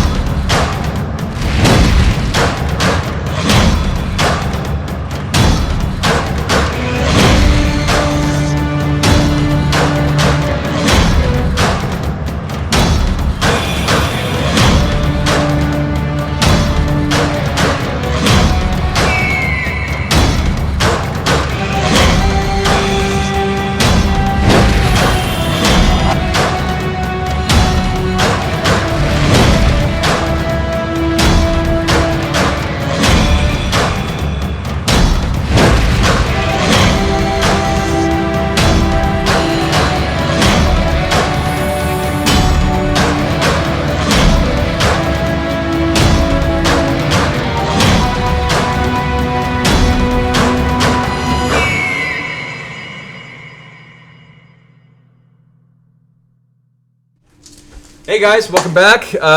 We're about to get into some game time again here in a second, but first we have our second winner to win the second Horn of Orcus for the evening's giveaway. Really excited to announce that the winner of the second player's handbook signed by the group, the dice kit, as well as this horn, is Ember72. Ember72, congratulations! Ember72! one. That's awesome. Really, really stoked. We now have both of these horns given away. And while these are the only horns of Orcus that'll be out there, our fantastic prop master over here, Kai, Commissar Props, will be working with us in the future to do more Critical Role-based prop giveaways. And once again, definitely check out his work. He's an amazing, amazing fabricator and Those prop are the master. only two? These are the only two that are going to go out. They're the only That's two really in the world. At 3,600, we'll do the starter kit, T-shirt. That sounded insincere, but I really meant it. Yeah. It did sound insincere. I bought one. I mean, we'll see. We'll see. Like somewhere down the road, if we want to put out more stuff, like we'll see. But right now, these are just like an exclusive giveaway. Excited for those two guys. So everyone, once again, for Rhymes with Orange and Ember 72, congratulations on those bits. Maybe if you follow Commissar Props, we'll do another giveaway to the people who followed him. Pimping friends out because they do awesome work. Yes. So congratulations on that. If we get to 3,600, we're going to be doing some dance after the show. So hopefully we can hit that subscriber number tonight. Plus giveaway. Plus giveaway. Plus the signed T-shirt, the dice box, starter kit. So Why do we have to do tomorrow? good stuff. I have nothing to do tomorrow. All right. So bringing us back to the game. So you guys, you make your way outside of the Castletop district into the center of Emon proper, returning to Abadar's Promenade, which is the largest central section of the city, where most of the mercantile itself seems to have gathered and been a serious conglomerate of all business in this city happens. Those who like a quick little visual idea of the city here, this is Emon, right there. It's a small little. There is an amazing printout of this that Laura and Travis have framed and put up in their room. Sometime we'll have to go ahead and bring on the show and show We're you gonna guys. bring it to put on the set, though, at some point. Yeah, we'll have it too. So, but anyways, the Castletop district is here, the inner portion, and you guys have made your way out south to the central district, and then towards Abadar's Promenade, which is right over here. So you guys would have gone this way, actually. So you're out to Abadar's Promenade on the far eastern side of Emon, where you eventually find your way to the outskirts of your favorite purveyor of arcane mystical artifacts, Gilmore. Sean Gilmore himself. Sean Gilmore. So as you guys, His first name? I know, I didn't know Sean was his first name either. Yeah. Me either. Not been paying attention. Sean Gilmore, but you've always called him Gilmore. We're on first name basis now, guys. No one's on first name basis with Gilmore. We are. Gilmore is Gilmore. Except for maybe Vax over there. Except maybe Vax. So, at this point now, you're pushing about 2 in the afternoon. It's extremely busy. You can hear the clopping of horse hooves in the ground. People are walking past, and you swear as you're stepping through the city, maybe a handful of people kind of stop and watch you guys walk through, stunned, and almost like they'd seen a celebrity on the street. As the most recent makeup of the Winter's Crest Festival was a celebration of you being the heroes who saved the city of Emon and the Sovereign and his family. Apparently, you are now recognizable within the city of Emon. My sister winks.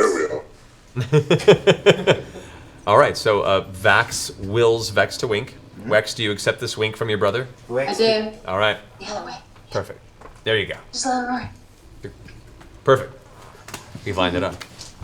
As you walk across the main thoroughfare, you make your way to the the wide but single-story building that is Gilmore's Glorious Goods. It's of all the various shades of brown and red and brick that makes up a lot of these buildings, Gilmore's Glorious Goods is presented in fine, deep blue and purple fabrics and a paint scheme that would look like the worst funhouse to enter. Worst or best, depending on your opinion.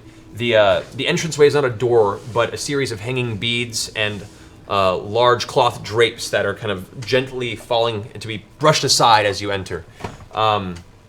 It's not as big as you remember or recall, you seemingly, but then as you step through the front doors, you remember why.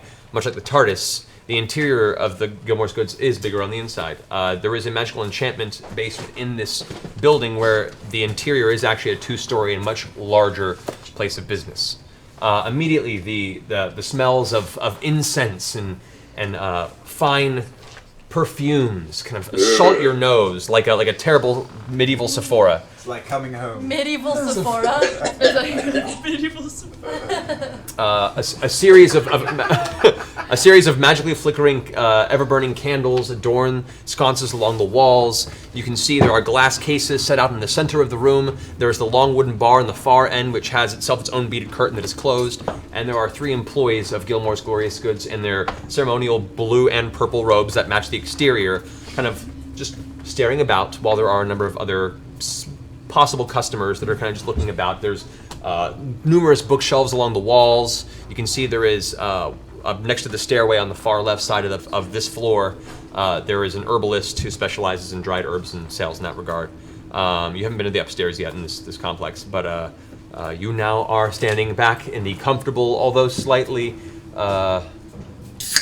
offensive to your senses, interior of Gilmore's Glorious Goods. I'm scanning the entire store for him. I want to find him. Oh, he's not currently visible. Oh!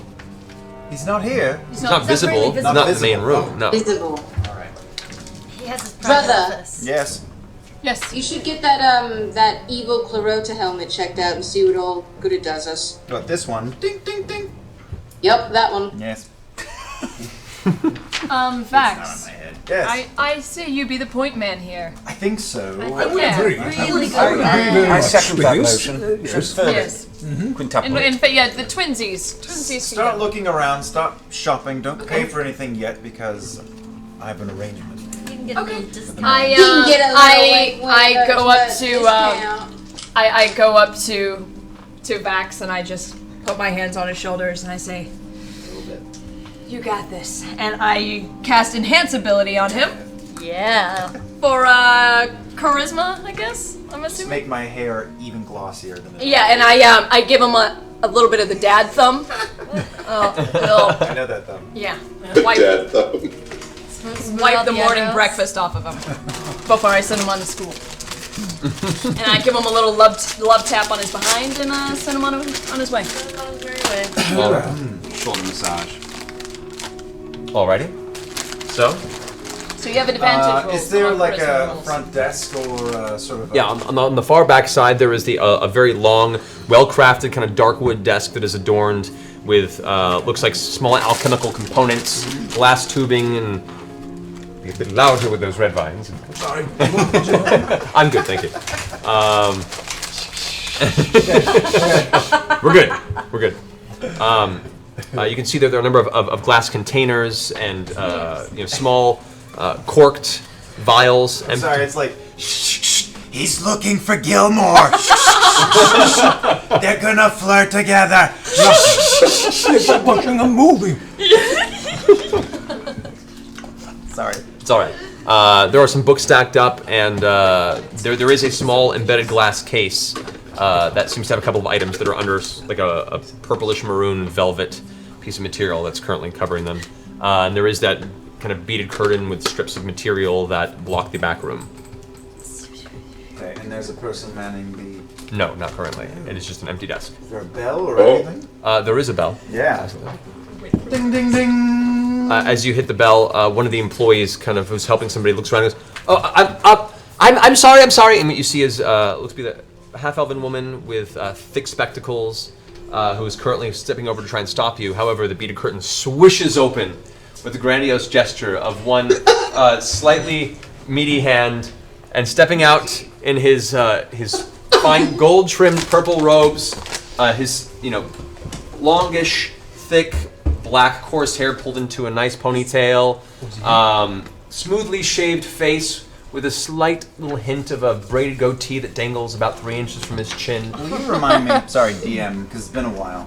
Gilmore's a good-looking man, though. Isn't he? Yeah, he's handsome. Yeah. Is the braid new? Is that a new He's addition? so handsome, Oh, Vax. the braid's new. He decided to rock the braid. He's Go for it. Gilmore's a very handsome gentleman. See you guys now. I would say he's not like fit and muscular. Right, He is a handsome, comfortably jovial gentleman. I'm picturing Jeremy Irons in a wizard's robe. Kind of. Imagine him with a little more punch. Okay. But very charismatic, and open chest to his vest with a number of gold chains and medallions that kind of dangle around. I feel you. It's almost like a wizard's tracksuit. Ruined it for me, man. And it's dead. No. Please tell me it says like arcane on the butt. No. No, he's better. He's very well dressed. But his presentation is definitely a presentation. As the hand swishes open, he goes, "I'm sorry, was I being summoned?" Yes. He immediately looks at Yes. Oh. You've returned. Gilmore! You glorious bastard! How have you been? He immediately rushes to the edge and kind of like leans over the counter to give you a grandiose hug and actually lifts you off your feet. Much stronger than you anticipated. He goes, oh, Vaxalia, it's been far too long. He sets you down next to him behind the counter and gives you a big, big hug. Strong wizard arms around you. A scent of it's almost like fine herbs with like a hint of patchouli kind of in your nose. You naughty man, you just called me by my sister's name. That is going to cost you. He said, I said Vax! What do you mean? That's ridiculous, preposterous. Vexalia, can we go to the videotape? Anyone? Actually, Instant replay. Actually, Vax, he was correct. He said your name correctly. I believe you owe him a little something. I think it was actually a little bit of it was a little bit of combination, a little bit of column A, a little bit of column B. I think he called you Vexalia. Water under the bridge. Or Vaxalia. That's what he said. That's what he called He's you. going to call you Vaxalia, which I So call I you in my sleep. Shut up, you. I lean in. He looks genuinely like perturbed and embarrassed by the whole circumstance. He's like, I lean in, I pat him on the hand. Don't you worry. We have come from far and away. You would not believe the shit we have been through. Really? But I don't want to talk about me, I want to talk about you. What has been going on in this city since we've been gone? Well, and he kind of looks about the rest of you and says, obviously you've brought the rest of your friends here. Come, sit, story time, story time. Please sit around. Fantastic. Fantastic. We have been doing marvelously. Trade has opened up wide in Emon. We've had travelers from all over Tal'Dorei and beyond. It's incredible. I'm in the process of planning an expansion to the town. Perhaps even, get this, opening a second store in Westrand. You're going to own a chain? Congratulations! That is a big step for any businessman. Spectacular. But yes, no, I have been able to take on 2 more Arcanists. We've been in the process of designing some more interesting, wondrous items. We have stocked many of our recent possible and available items. We are doing quite well for ourselves. Are you looking for investors, Gilmore? I mean, I technically am your investor in a way. Oh. It is. True, we are sponsored by him. But, I mean, if you have the money and wish to sponsor our business, that's a whole nother discussion. I just wanted you to talk to me for a little bit. Vax, take it away. Dragonborn. But yes, how about yourselves? You look like you've, he kind of gives you all look over and look like you've maybe not slept in a fortnight. Well, we're lucky we're not dead. They came close a couple of times. We were off on official business for the Emperor. We've been underground for weeks and weeks. We've only seen the sun for a couple of days. Oh, that kind of a weekend. Yes. I know how that goes. Needless to say, our stores are terribly depleted. We are going to need to stock up a bit before we head out of town again. I don't want to rush things, though. I think my friends probably want to shop about. My sister can probably handle things for me. I would love to take a stroll with you around the city, get a bit of lunch to bite, and hear about what's been happening. Hear the rumors of town. We all know nobody matches your shrewdness in business. That's no surprise. But I'm wondering what you've heard. What's on the wind? Can you take the afternoon off? He looks over at the same half-elven woman who was trying to stop her earlier, and she kind of gives a look of like, what's he going to say? Like, no one's ever asked him this question. And he goes, for you? Of course. Mandate, go for it. Don't worry, Gilmore. We'll take wonderful care of your employees. Oh, well, if you wish to do business, why not do that now? We need to shop around first, of course. Very well.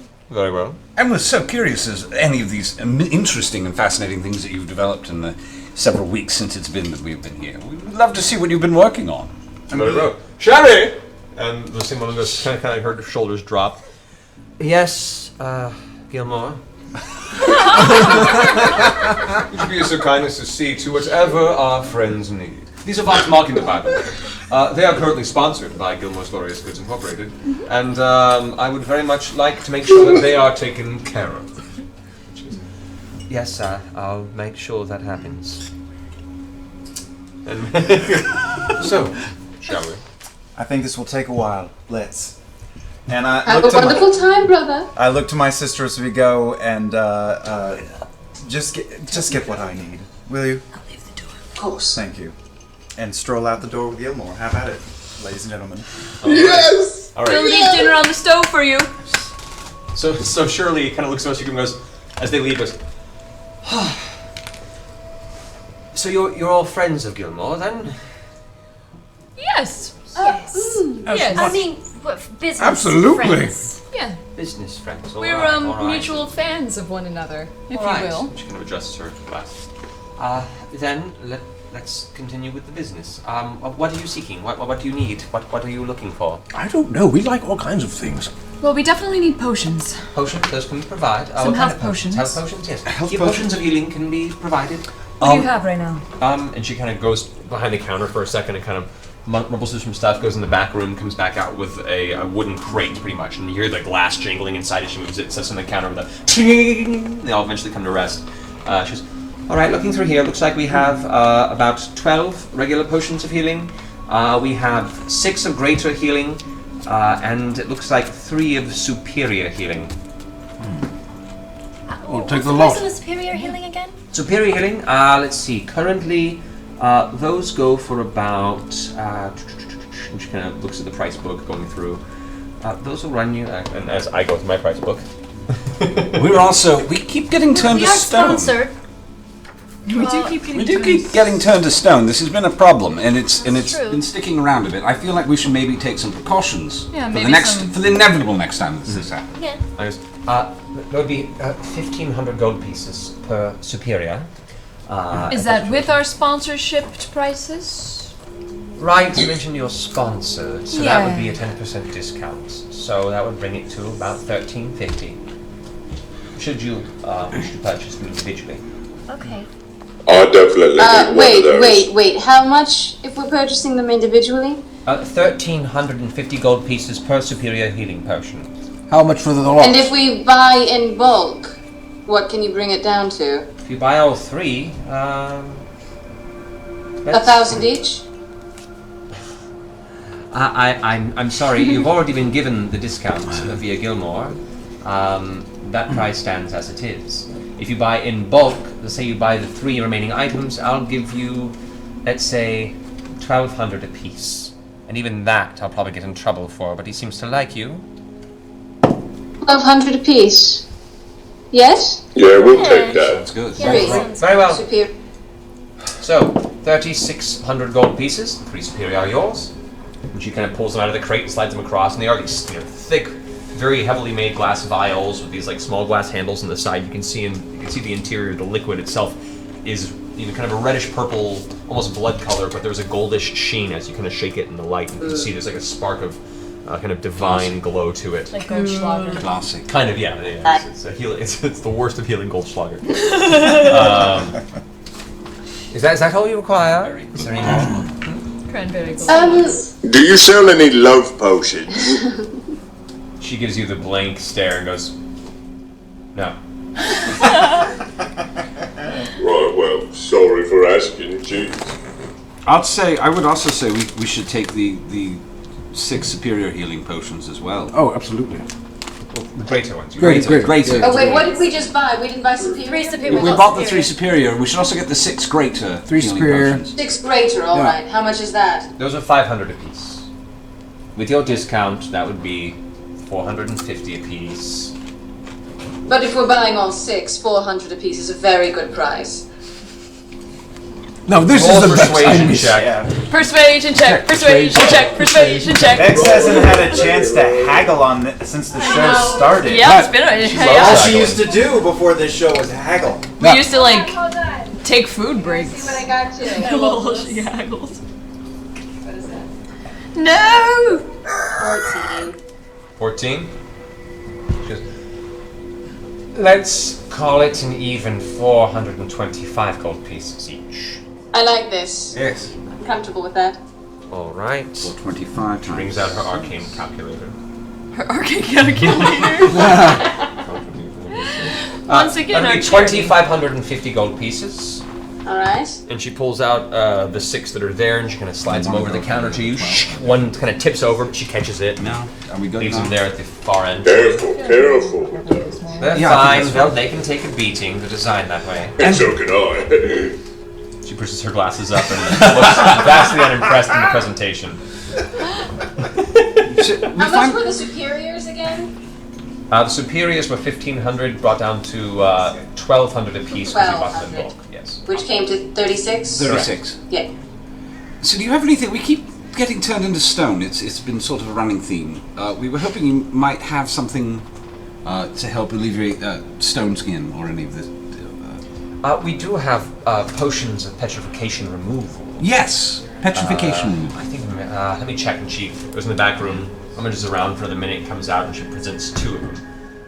They have a clear liquid inside. It looks almost like dirty water, and they're like thin little vials. She goes, "These potions, when applied to the flesh, will more of an oil, I guess you would say, removes the affliction of petrification.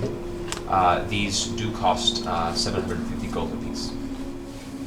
We have greater restoration from Pike, and she can cure. Oh, then you'll find them. And she takes How many potions are there? But in the heat of the moment. In the heat of the moment, though, it might come quite handy. A stone rod. It takes her. It takes her a day to learn that, and she can only do it like once or twice. I think she has we other need spells that she needs to do. I'd rather have the potions than the gold. To be fair. I mean, just give one. And we haven't discussed how our to discount. make potions. I should learn how to make potions. We haven't had I should access. learn this. We haven't had access to these. Money is meant for spending. Do we want to take one? We take both. I actually say we take both. Not that I'm here. Take both. 750 was not the discounted price, though. No. She gives you another look of like. She adjusts her glasses. To be fair, we are spending a lot, right? Overall, so overall, you know. Yeah, we're just making That would come to 1,350. 1,350. We'll take it. 1,300.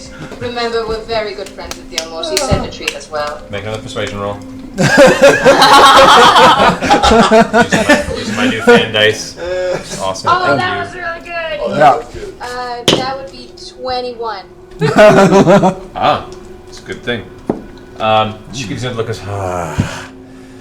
I don't like you. 1,300. 1,300. Don't Lovely. tell Thank you. Sherry. It was Sherry, right? Yeah. Sherry. Do you have any books on how to learn how to start making your own potions? Or do you know of any classes in town where maybe I can sign up for a potion workshop? Nothing here, but that's not a bad idea. I might run that past Gilmore. You should offer a workshop. You should absolutely offer a Not a bad workshop. idea. Otherwise, the Lyceum would be the place to learn. The Lyceum. Yes. Okay. Do you have any potions of strength or any ability potions? She leaves for a second. Comes back and goes, "No, I'm afraid those were all purchased. However, we may have more in a few weeks or so. They take some time to create, and the ingredients are a little bit scarce. However, trade is opening. Perhaps. Someone purchased all of your potion of strength potions? Yes. Oh. How many did you have? We had 4, I believe. Of varying giant strength types. One person did, or it was just a bunch of people just It was a buying? handful over the period of time. Oh. I'm gonna hand her also a ticket of scroll of transcription. Be like, when it comes in, please write that it has, and I will be notified via this parchment. Very well. She folds it and kind of places it in a little cubby on the side. Thank you. Is there anything else you require? We have many magical, various armaments and or protective items. Armaments, yeah. What kind of armaments you got? If you'll follow me, and she leads you up the stairway to the second floor. The second floor itself is just a series of glass cases that are leaned at an angle. Within these cases, you can see there are different items just kind of laid out with small labels at the bottom with a brief description of the enchantment. When she leads you across, she goes, first we'll start here with the ring section, and you can see there's a small case that has one that's kind of purplish velvet pillow, a bunch of different rings set out. She goes, we have varying degrees of rings of protection. These rings are designed to protect the individual who wears. We have one with a basic enchantment and one with one step higher above that. Be the equivalent of a ring of protection plus 2. That ring runs 6,500 gold. We have a ring of psychic resistance that does protect yourself from various mental intrusions. We have a ring of evasion that can be utilized 3 times a day per se, or 1 to 3 times a day. That would, should one of you not be quite quick enough to avoid any sort of incoming danger, you could allow yourself a successful escape. That one runs 4,500. We also have a ring of water walking. This one has been popular in the past for some various traveling troops that wish to do various performances that require defying the surface of water. I guess it's a bit shifty now that I think about it, but you know, whatever. Enjoy. Peasantry seems easily pleased. It's like, wait. So those are our rings at the moment. Should any of those tickle your fancy, please do let me know. Here, and she kind of points over, there is a thick leather belt with like 3 straps across that looks finely well made with, looks like kind of square runic carvings on the side. This is what is referred to, and this was an import actually from Craghammer that we've had in here for quite some time, a belt of dwarven kind. This belt, when adorned, does increase the physical hardiness of the individual, as well as giving them positive interaction with other dwarves. We haven't fully tested it yet, but apparently it seems to also resist against like poison intrusion on one's body. It allows you to see better in dark places, and apparently grants you the capability of speaking, reading, and writing Dwarvish. Oh wow! I need that. It's 5,000 gold. I bet that's very. 1 month ago you needed it. Yeah. Yeah. What was the first ring? The first ring is a ring of protection. +2, right? Yeah. Essentially, it gives a +2 bonus to AC and saving throws. Okay. It's really good. What was the evasion? Oh, that one. That's the ring of evasion. Yes, what was that? It has 3 charges, and it regains 1d3 charges per day. When you fail a dexterity saving throw while wearing it, you can use your reaction to expend a charge and auto-succeed on the saving throw instead. Good for people who have low dexterity. The one that protects you psychically, could you repeat that one on the menu, please? The Ring of Psychic Resistance. Oh god. It gives you resistance to psychic damage. So anyone does damage that is psychic-based, you take half damage. That's not quite it. Well, it's not good. No, it's not quite the same thing. Not even for me. Do you have anything that can make Grog smarter? Well, fuck off.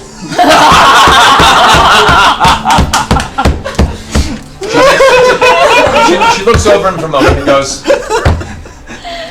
no. No, we don't. Maybe any crayons so he could be occupied. We have colored writing implements for children if you'd like. I mean, yes, please. I saw a few children in town. Maybe they would like them. She goes back downstairs and comes back in a moment, and she presents these 2 small boxes that contain small colored wax things. And you can see on the outside it has a picture of Gilmore, and he's doing this. It says Gilmore's Glorious Colored Sticks. Of course. It says, of course. These are usually reserved for the children of our customers, so if the children will enjoy it, enjoy. I'll take one of those, please. Yes, I mean, trust the me. colors are quite nice. The children will. 5 gold pieces apiece. 5 gold pieces a piece? I thought they were free, like when you go to an O'Charlie's or an Applebee's. What's an Applebee's? It's some hellhole apparently near where you used to live. It's one of the layers of the abyss. It's like around. It is one of the layers of the abyss. It's like layer 943 and it's getting pretty low. Yeah. So I've been talking with Scanlan, and I know he was interested in the +2 AC ring. Yeah, I think we should pick that up for sure. Right, what's the price on that? That's 6,500 gold pieces for that. Okay. With your discount, that would bring it. Looks back once again at her magic calculator. I'm an actor. That's an abacus. Exactly. That brings it 5850. Well, he does have this amazing ruby gem. He was maybe thinking of either trading that for? Maybe bringing down the price? Do we know how much that was worth? Scanlan looked at his sheet and found what it's worth. Scanlan. Scanlan. Speak up. How much? Do you know how much the ruby is worth? I believe you wrote it down. He's been talking quietly. There was a diamond also that was repaired in the mending wheel. It's true. Are you okay? There Look that was up a as well in the diamond. notes. Vex, do you remember how much that diamond was worth? Who's got that diamond? Oh no, we lost them. We lost them. Oh no. Redial. Oh. This is important. I got it. How much is the diamond worth? We never got the praise. Regardless, he says, other things of interest. I have nothing that would make him smarter. But I can make him quicker. This is so period. It's just like Lord of the Rings. Magical sending stones, yeah? God damn it! Answer. Answer your face Answer, time. bitches. Vex. See, I hate when you call and you know that they're there and they don't pick up. Well, I'm not here anyway, so I'm just gonna keep doing this. You guys, as We'll you come were- to it. Regardless, You're there. She continues on, showing through. She goes, well, I don't have anything that would necessarily make him smarter. We do have something that would make anyone quicker. And she goes to another second. There was a big, thick leather tome. This is an ancient tome that was enchanted many generations back. Upon properly reading and studying this tome, one could increase their physical dexterity permanently. Ooh. I like that. It only has its power once a century, so it does come quite pricey. What is that price? 1,500 gold pieces. We should buy that. What? We should probably buy it. A tome that increases your It's on my dexterity. phone Plus now. one. Gotta switch. That's okay. The ring of that. What was it? The ring of the So that there is the manual of quickness of action. We also have the hat of disguise, and she produces this like she produces this fine brass cap that has kind of intricate swirling runes on it, and what looks like a small set of ears that are kind of pushing the sides. When it fits in the head, it looks almost like a smaller head on top of ears. This cap when worn, however, one can alter their appearance however they see fit. We also have, and she pulls out this thick leather armor that has kind of a brownish with blue trim hue to it. This is referred to as cold snap leather armor. It has an enchantment to improve one's armor class by 2. While wearing it, you have resistance to cold damage. Is it leather armor, you said? Leather armor, yes. How much is that? That is 7,500 gold pieces. We also have the Cape of Montbank. It is a cape that, when triggered, and she kind of takes it and shifts it for a second, you can see a little bit of smoke kind of plumes off of it. It smells kind of sulfurish. While wearing it, you can use it to teleport yourself a short distance instantaneously, once per day. We have this, and she pulls another dark cloak off the wall. And this one, it looks like it's made of dark fur, but as she shakes it, you can see these 2 little tendrils are on it. They kind of like wiggle about with these little kind of spiked edges to the tendrils. This is a cloak of displacement, enchanted and taken from the body of a displacer beast. Wearing it makes it so your body projects an illusion. Anyone attempting to cause you harm has difficulty actually finding purchase on your physical form, not knowing where you truly stand. I will take that cape. That is 4,500 gold pieces. Wonderful. Vex. Oh shit. I'll put this aside as a possibility. We have a pearl of power, and she pulls up from this small box. She opens up the top lid. This enchanted pearl, you can use it to speak a command word and regain 1 expended spell slot up to 3rd level that you've already used. Once you've used the pearl, it can't be used again to the next dawn. So once per day, you can just return. So it's for your caster types. A 3rd level spell? Yes, up to 3rd level. 1 spell slot immediately restored. It does require attunement, however. You can't have more than 3 items attuned to you, so be aware of your limitations. What's the price on that one? This is 550 gold pieces. Pike, do you have any 3rd level healing spells? Do I have 3rd level healing spells? I do. Put it aside as a possibility.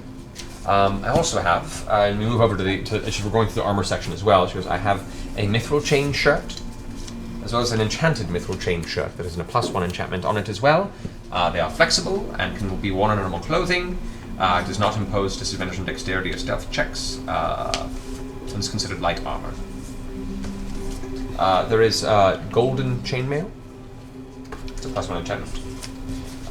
Then she goes to looks to be a series of weapons. Wow.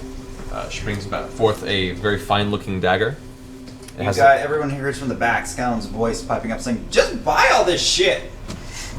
Just buy all this shit. Buy everything. How much money did we have? Didn't we have like at least 30-ish. I mean, I'm not here, but and you still have money you haven't collected in Crackhammer too. Huh? There's money you still haven't collected in Crackhammer. What? Lord Nostock Greyspine, you guys made a deal with him before you went down into the caves. So we could maybe open up a line. I'm sure you guys could open up a line of credit with my buddy Gilmore. A line of credit? Yeah. Yeah. An IOU. Once we're back from our date, yeah. So we got like roughly 30K? In our possession now, yeah. Yeah, well, we have 31. We have over that because Vex and Grog are with us, and they have. Like 10 times. And this is. Wait, it's stupid. It's a shame they have all the money. So we'll just keep track of what you guys spend and bring it back to Vex, your treasurer, and she'll be really angry that you guys spent all the money. She's trying. It's coming up on my phone. Ridiculous that we don't know how much the total is. Well, we generally would if, our party is here. She can't tell us at this moment. It's well over 30. I think we have closer to 50. Maybe 40. So she presents this dagger. Well, we don't want says to this is a read fine all of our fine files. dagger. The blood groups We also themselves are spent a enchanted. lot on the keep. Don't forget that. We dumped a lot of money into the keep. Yeah, you did. So That's right. we might have more like 30. Yeah, you guys spent quite a bit on the keep. All right. What's this dagger? This dagger actually can take the life force from an enemy when delivering a very strong blow. Essentially, when on a critical hit on the attack roll. Yeah, here we are. Here they are. How much money do we have? We have, hold on, let me look. 24,000. No. 20. I normally don't. We have about 20,000, alright? So we have 50,000 total. Because we just had 30. We just got paid 30 grand, right? You got In total? 10. Oh, 10 grand. You got 10 grand from Allura, and you currently have a floating. And she added that. That's added? I already added that. We're at 20,000. That's I thought we got 30. We spent almost $50,000 on our keep. Right. So we Most of those do- fucks at Craghammer owe us a fortune. Yeah, 25,000 That's who owes us. gold is still owed by Lord Nostock. That's who owes us on that shit. Yes, that's what we're saying. Yeah, why didn't That's why we're saying we only I have thought like we got 20 or paid 30. that. No, we haven't. Thanks, fine. We ran. We haven't gone back there. So we have to go get that. Eventually, yeah. Is that okay? So, Will you point us a little bit out so we can see? as I was saying, this dagger, upon a very impactful wound on a foe, steals a bit of its life force, dealing an additional 10 necrotic damage, and then gives the wielder 10 temporary hit points. Well, that's major. So there's that. We also have an enchanted heavy maul, and we have this is quite a find here. And as she pulls out this wooden case, she pulls back the wooden top to it. As she does, you can see there's a little bit of ice crystal that's gathered along the interior of the wooden case. There inside sits a short sword, a relatively thick short blade, but the blade itself is like a blue, almost glimmering metal, and there's actually a rising kind of frozen mist that drifts off the blade.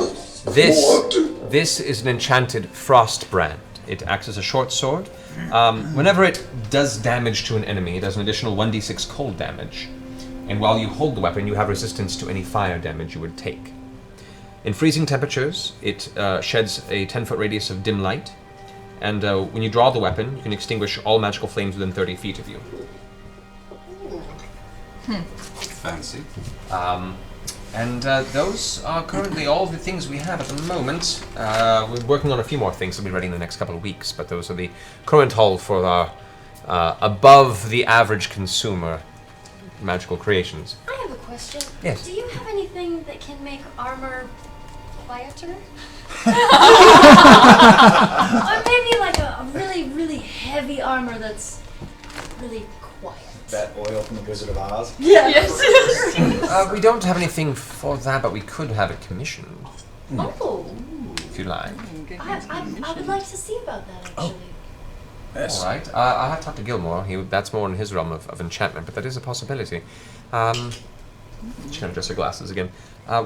When he returns, whenever that is, we can discuss with him what you would like, yes. That would be great. Oh, all right. I will take the enchanted mithril shirt and the cape, thank you very much. All right. And she grabs the. But before I'm not. But that's not the total. Vix has to talk about the rest of what we want. What's the price on the dagger and the sword? The sword is 8,500 gold pieces. The dagger is 7,800 gold pieces. This is without your discount. The mithril chain shirt. Sorry, it is medium armor. It is 5,250 gold pieces. Wait, can I? You can't wear that. Can't wear armor. Yeah. And you're looking at the pearl of power, which is 550 gold, and there is the cloak of displacement, which is 4,500 gold pieces. So you should get that. Would you be interested in a trade? What do you have to trade? We've got lots of bits from dragons, lots of bits from umber hulks, and we've got basilisk eggs. We also have that diamond and the ruby. Do we know how much that We also have some jewels. Yes. I definitely say we pick up that ring with the AC, and I wouldn't mind having The that ring of leather protection? That ring of protection that gives you +2 to your AC. That we need for somebody. And I wouldn't mind having that leather armor, not gonna lie. That adds a +2 to my AC. The cold snap? Yup. Alright. And there's the things that we're looking at currently on the table. We have the Belt of Dwarven Kind, the Manual of Quickness of Action, Oh, we should get that too. the Cold Snap Leather Armor, Get that manual. Cloak of Displacement, Ring of Protection +2, And put and the the Pearl of Power. dagger and the sword on the table also. Alright, Okay, just alright, throw very it well, out there. very well. I don't know. They've We got there have on the table. nowhere near enough for all of us. Well, let's But see we what can the total trade. is. Let's see what we can trade. So Round, the maybe. total for all of these items, including, let's see if I'm, Yes. she starts going through her. I want new stuff. I haven't gotten new armor since we started.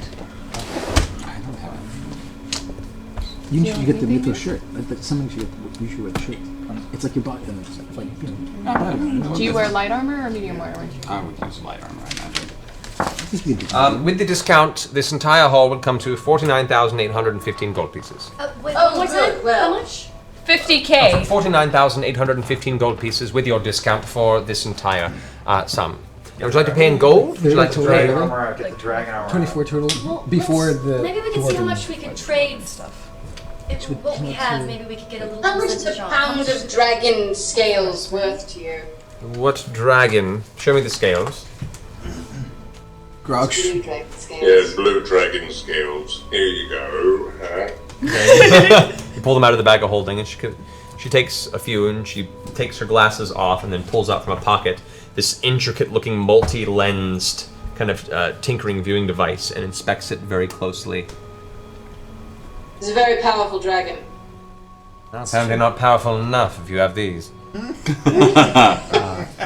I don't know if that was a compliment or an insult. Put some in her pocket. Take it as a compliment. These are legitimate. I won't question how you came about them, but they are definitely legitimate. A pound, you say? Well, how much is a pound worth to you? We have and I'll several tell you pounds. how much we have. Say a pound of dragon scales, and the dragon scales themselves are about that big each. They're about the size of a peach. Oh shit! The dragons are big, especially this one. This is blue dragon scales. I'd say a pound is maybe guessing close to 8 to 10 scales. That would be worth about. I put that at 1,000 gold credit for each pound provided. Have at least 11 pounds. Yeah. Perfect. So that's another at least 500,000 gold right there. That's like another 10,000 we have in dragon scales. We have 11 pounds of dragon scale. And how about that diamond that we put in the mending wheel? And ruby. And the ruby. Flawless and beautiful and so sparkly. Yes. Oh, and how much? Pulls out again, and looks over it. Catch. This ruby is probably about 500 gold pieces. That's it. We also have 3 dragon teeth bangs from the beast's mouth. Make a perception roll. Sweet, and it Or not and perception, it froze. A persuasion They roll. froze there. Oh no, they. No, they didn't. I'm gonna tell him. Oh my gosh. Persuasion roll. Rock to make a persuasion roll. roll quick. That's hilarious. Timing is everything, folks. Timing is everything. Timing is everything. I have one dragon fang around my neck. That's your keepsake for actually slaying a dragon. That's You're welcome to trade that. No. It's worth quite a bit. No. That was the white dragon? That was the white dragon. Yeah, it was a white dragon we killed. No, that's the one that you What was got the your final blow on. It was not worth the memory of killing a white dragon. I know, I gotta keep it. Anyway, Keep it. Keepsake 10. can't have a price on it. 10. They rolled a 10. They rolled a 10. She says, dragon's teeth, actually, strangely enough, are a little easier to find. Got 'em. I would put each dragon's tooth available would probably add about 250 gold pieces to the exchange. You got 3. That's not. And how about the basilisk eggs? while we're Get it out. while Open we're that bag up. cleaning our bag out, exactly. We have 2 basilisk eggs. Sorry, we're come willing to again? part with. Okay. As you pull out the basilisk eggs, you pull it out, and immediately there is a stench that is emanating from these eggs that have been in your bag of holding for probably close to 8 or 9 months. Basilisk eggs. No, the smell means they're good. This is now the 4th time she's looked at you with a deadpan glance and adjusted her glasses. We're not interested in the eggs, but thank you anyway. Alright, well, we do have 3 pints of dragon's blood. This is super, super, super It might have congealed a little bit, actually, come to think, but No, it's probably just really fresh because we. We'll put it in a stick with the Tupperware. scales for now. Stick with the scales. Right, any chance you'd be interested in claws of an umberhole? I like that the 400,000 people who saw that thing on Immigrant are tuning into the shopping. To the shopping episode. We've been fighting and killing for weeks. And Yeah. Now we're going dictating shopping. over a price. Hey, but we've been needing fucking gear. Timing is awesome. everything. We do need new gear. Yeah, this time I'll turn into the flea market episode. Hey, you guys got the story. It's fun though. All right, so we'd say with the credit from the dragon scales, that'll take 10,000, 11,000 away from the current pricing. That would put us at 39,815 for this batch. So can we open that line of credit we were talking about? What line of credit? That line we're talking about right now. Well said, Your Majesty. That one that I just said like 2 seconds ago? Hey, wait.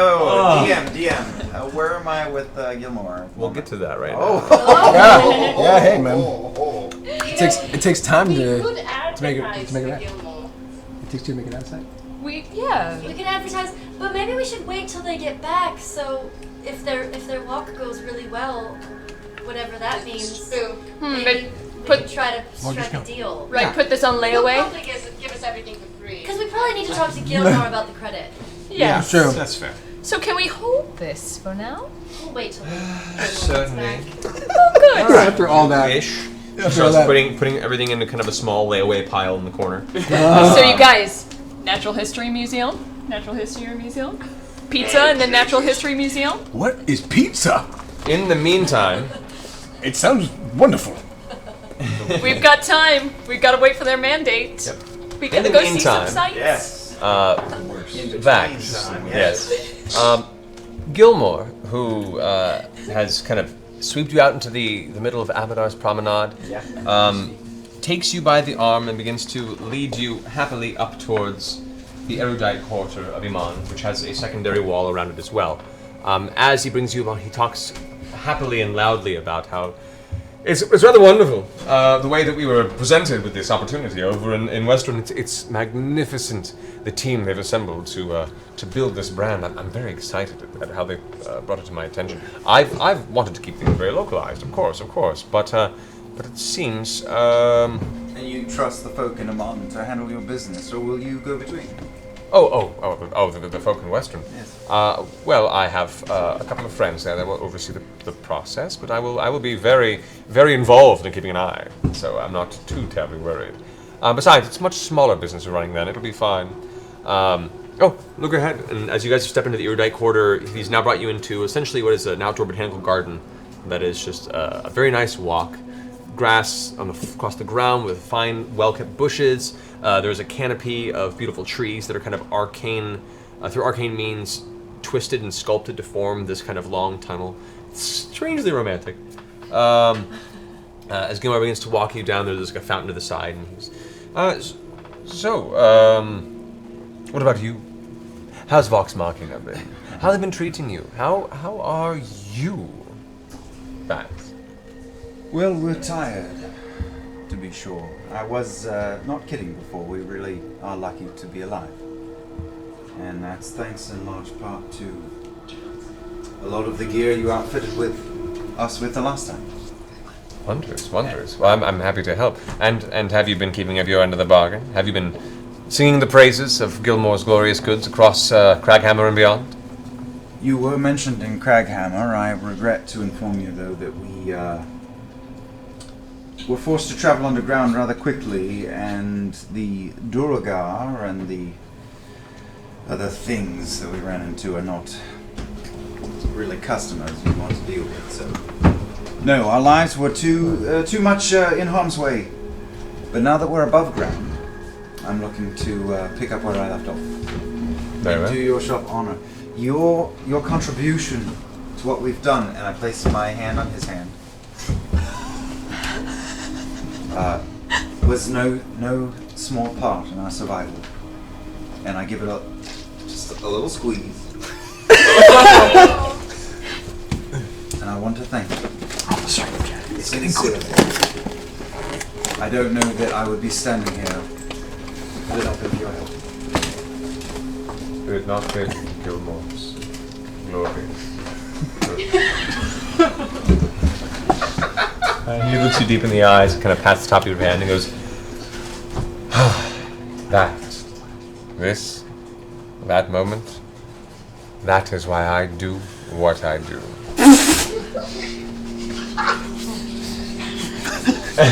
You're a unique man, Gilmore. No question. Never met anyone quite like you. Well, would you care to share a glass of wine with a man not quite like anyone else you've met? Indeed. What do you recommend in the area? Oh, please come. I hear there are casks that pour the finest of honeyed Singorin wine. I know perhaps you've not been home for quite some time. That's a complicated thing for me. One that I'm not really quite ready to talk about yet. Oh. Maybe someday. Maybe with enough wine. You old so-and-so. About an hour and a half time passes before eventually there is a loud clattering at the front of Gilmore's Glorious Goods, where a laughing Vax and Gilmore come stumbling in, flush of face, with emptied goblets, laughing to themselves.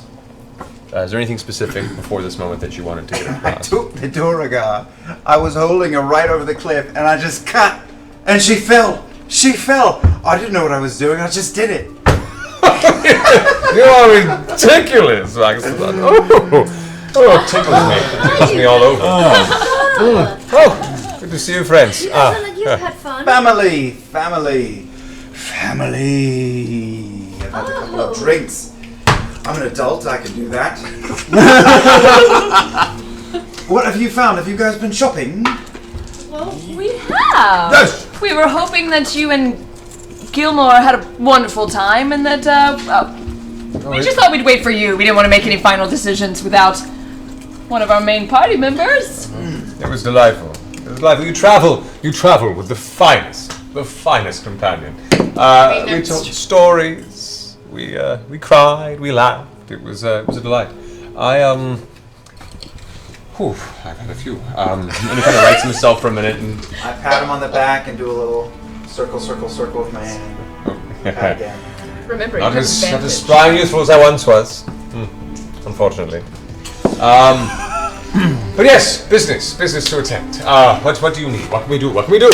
And at which point Shirley's, kind of swaying in the back, says, "So they've requested perhaps a few things in bulk. The current amount comes to roughly about 40,000 gold with your discount." 40,000 gold? Oh, well, certainly. What seems to be the problem? Well, I don't know, we were actually just talking about maybe since we're purchasing so many things, and since we've gained some popularity here in Emon, walking around, people are noticing us walking around. I shouldn't be the one talking right now, but maybe we could open up a line of credit. I mean, obviously, we're only shopping with you, Gilmore, at this point. He looks about the rest of the group and says, well, not everyone seems to be wearing the same patented Gilmore's glorious armor that was given not too long ago, so that's not true. We did find some off of dead things. Yes. And those dead things are not under the umbrella of Gilmore's glorious expansion. Oh. But should we discuss this, where would this credit be placed against? What do you have? Well, that I you don't could know. What have ante? you guys been talking about? We do have a big pile of dragon scale and some gems we found. We also owe Okay. And we are owed One money in question Craghammer. that Grog just whispered to me. Yes.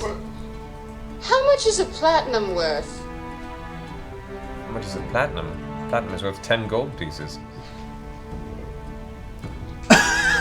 Where we at, girl? We may have a lot more money than I thought we had because Grog's been hiding money in the bag of holding. It's really shiny. I'm in trouble, Matt. I'm in trouble. She's really mad. Wait, is this like when you slapped Trinket on the ass, mad? No, not close. Not even close. Not even as much as Trinket. This is finances. This sounds like a married couple. So, how much platinum do we have hiding in the bag of holding? I don't have the number in front of me, but it's at least 150. Yeah. Where did we procure that again, Grog?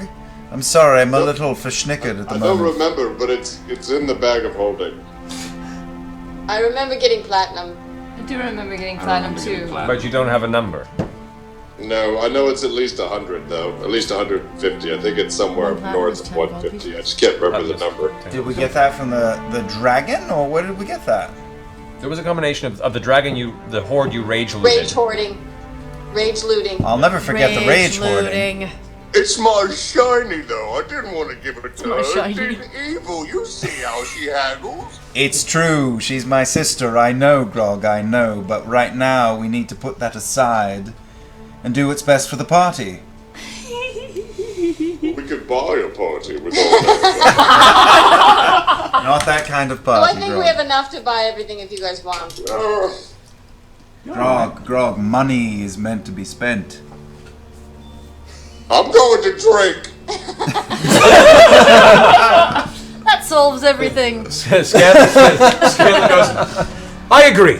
Drinks and whoring. And smacks Grog on the side. The two of them leave off into the evening to go ahead and make use of their return to Emon. Vax proper. looks at Gilmore and just shakes his head. Well, I mean, there is business to be had. Let us get business out of the way so we can get to pleasure. Oh, shit. Cheers to that. Cheers to that. I have tinkering to do anyway. So what did we agree the total for everything we wanted was? It's roughly 39,500 gold pieces. Ish posh. Roughly, Gilmore. That's with the discount. I already offered this to you, and you haven't even kept it. Okay. You're under the bargain by wearing my emblazoned symbol and my formalized Gilmore's glorious armor. Western for you. Max, All give it those HJ. new We would, customers. Gilmore, Give him an HJ.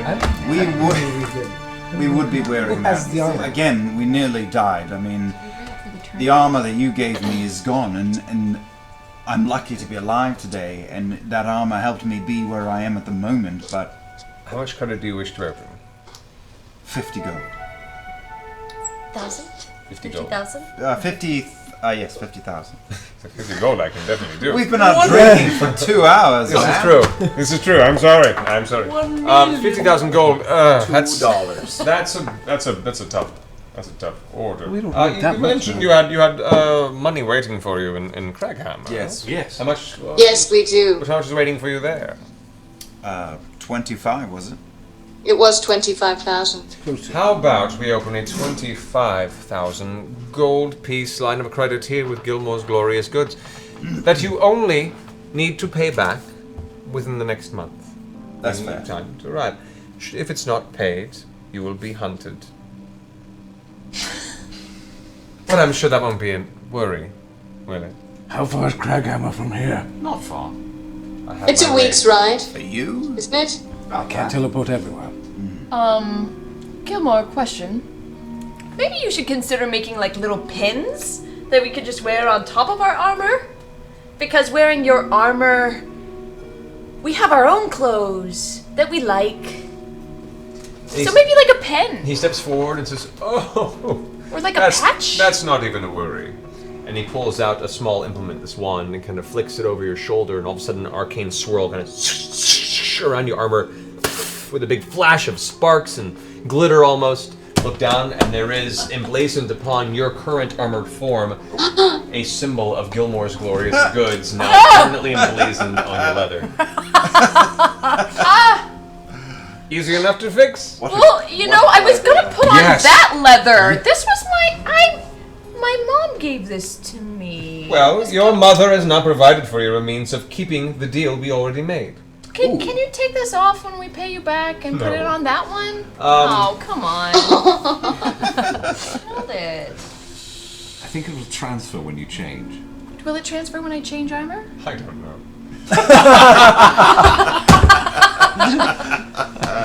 We'll find out. So, 25,000 gold line of credit within a month, or you'll be hunted. Wait, do you really have a unicorn as part of your logo? It's What? it's a creature of my creation. I designed it when I was a child. It's a phallic thing. So we open the 25,000 line of credit with you, and you give us all of the things we want? If that is what you want. Don't we have a lot of platinum? What are we dickering for prices with? Yes. Why don't we just buy it now, and then we won't have a line of credit with you again? Yes, we'll use some of the platinum. 1 platinum is equal to 10 gold. Sorry, Gilmore, sorry. Drunkenly trying to dicker over rates. No line of credit? No line of credit. We'll pay Let's for it just buy it all. outright in cold, hard platinum. Do it. How much? You don't have the amount of platinum with you. He said that we got it. Why Grog's got it? Grog said, because he doesn't have it in front of him, he has around 150 platinum. That's We can roughly pay it back, 1,500 that's gold. We'll pay him back. But where is it? It's in the bag of holding, but he doesn't have the bag of holding information in front of him. Oh, he doesn't have the info. And So because we he would doesn't have have to the get it sheet, next game. and he can't read the exact amount. Yep. Well, we have 100. Because he said in memory it's 150 gold. Yeah. 150 platinum. That's only. I thought it was 100,000. Oh no. Oh, no, 150 No. platinum. Oh, 150. 100,000 would be the richest man in the fucking world. Okay. So 150 platinum. What do you think, sis? Basis memory is 11. 11,500, Vox which is Machina a treasurer. little helpful. But Right. What do you think? That would put us at about 30,000 that we have to spend left, which the signal cut out, so it doesn't matter. no, we got. No, you. we can No, hear we've you. got you. Okay. So the Yeah, total tab is what 1,600. again, Gilmore? The total How time- much do we have? He does have a picture of it. 1,620. We have 1,620 platinum. Oh. Right. Wow. There you go. All right. So that's like You've been hiding. 16,000 gold pieces. Yeah. All right. Yeah, spend it. Spend it. All right. No, So we don't need to open up a line of credit. No. that's not 16,000. 10 gold Per platinum. platinum. And we have And he has 1,000. 1,000 platinum. 1,600 platinum. With the decimal. Math. That brings it to 16,000 gold pieces. You moved a 2 on that one. 'cause No, it's not 100 gold per platinum. Oh. 10 gold per platinum. I'm saying 10 gold per platinum this whole time, guys. Oh, It's all good. Again. We're losing our audience. It's just, Ring it yeah, up. we're getting to math in Once this. again, Ring it up. Our charity, All right. 826LA After School Tutoring. We should have could have used made it. this all Really good go so much have better Good. Good. Learning your reading and your writing and your arithmetic. Yeah. for players So- who can read good. For players who can read good. Ring it up. We'll take it. We'll take it. We'll take it all, yeah. Yes. The whole lot. And then could I commission you, by the way, to maybe make some armor that's really heavy armor but very quiet? How heavy? How heavy can you make it? I mean, I could work on plate armor if you like, but an enchantment of that magnitude would be the only enchantment it would have. So it would be the equivalent of full plate armor, and the entire enchantment would enable you to move a little more easily inside it. And that would cost...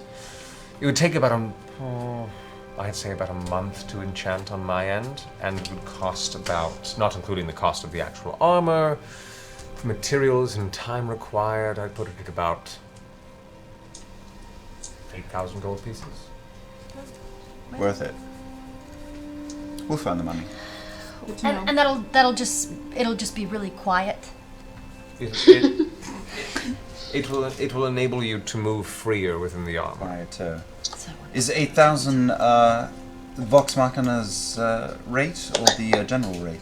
That is through our friendship and our current arrangement. Thank you. It's appreciated. Well, Business is business. Please don't take this Of course. solemn, intense face to be Of anything course. other but friendship. This is just business, and I run a business. Understood. Good. I'm not taking advantage. All right, all right. So, to take all of these items, with the dragon scales included, bringing it down to 39,000 gold. We'll call it even, 39,000 gold. Fair. That wasn't much of a discount, Gilmore. Oh, hush up, hush up. This is done. Done. So, Done. thank you. So- Good. So, with our thanks. So minus the 16. So minus the platinum, that's 22,000 gold pieces after the platinum and dragon scales. And we have that, right? And you have 25,000 gold of credit, if you'd like. We have, hold on. We I've might got not to do go the away credit. for a minute. We might not need to do the Yeah, credit. we're passing on the credit. We have plenty left. Yeah. Yes. All right.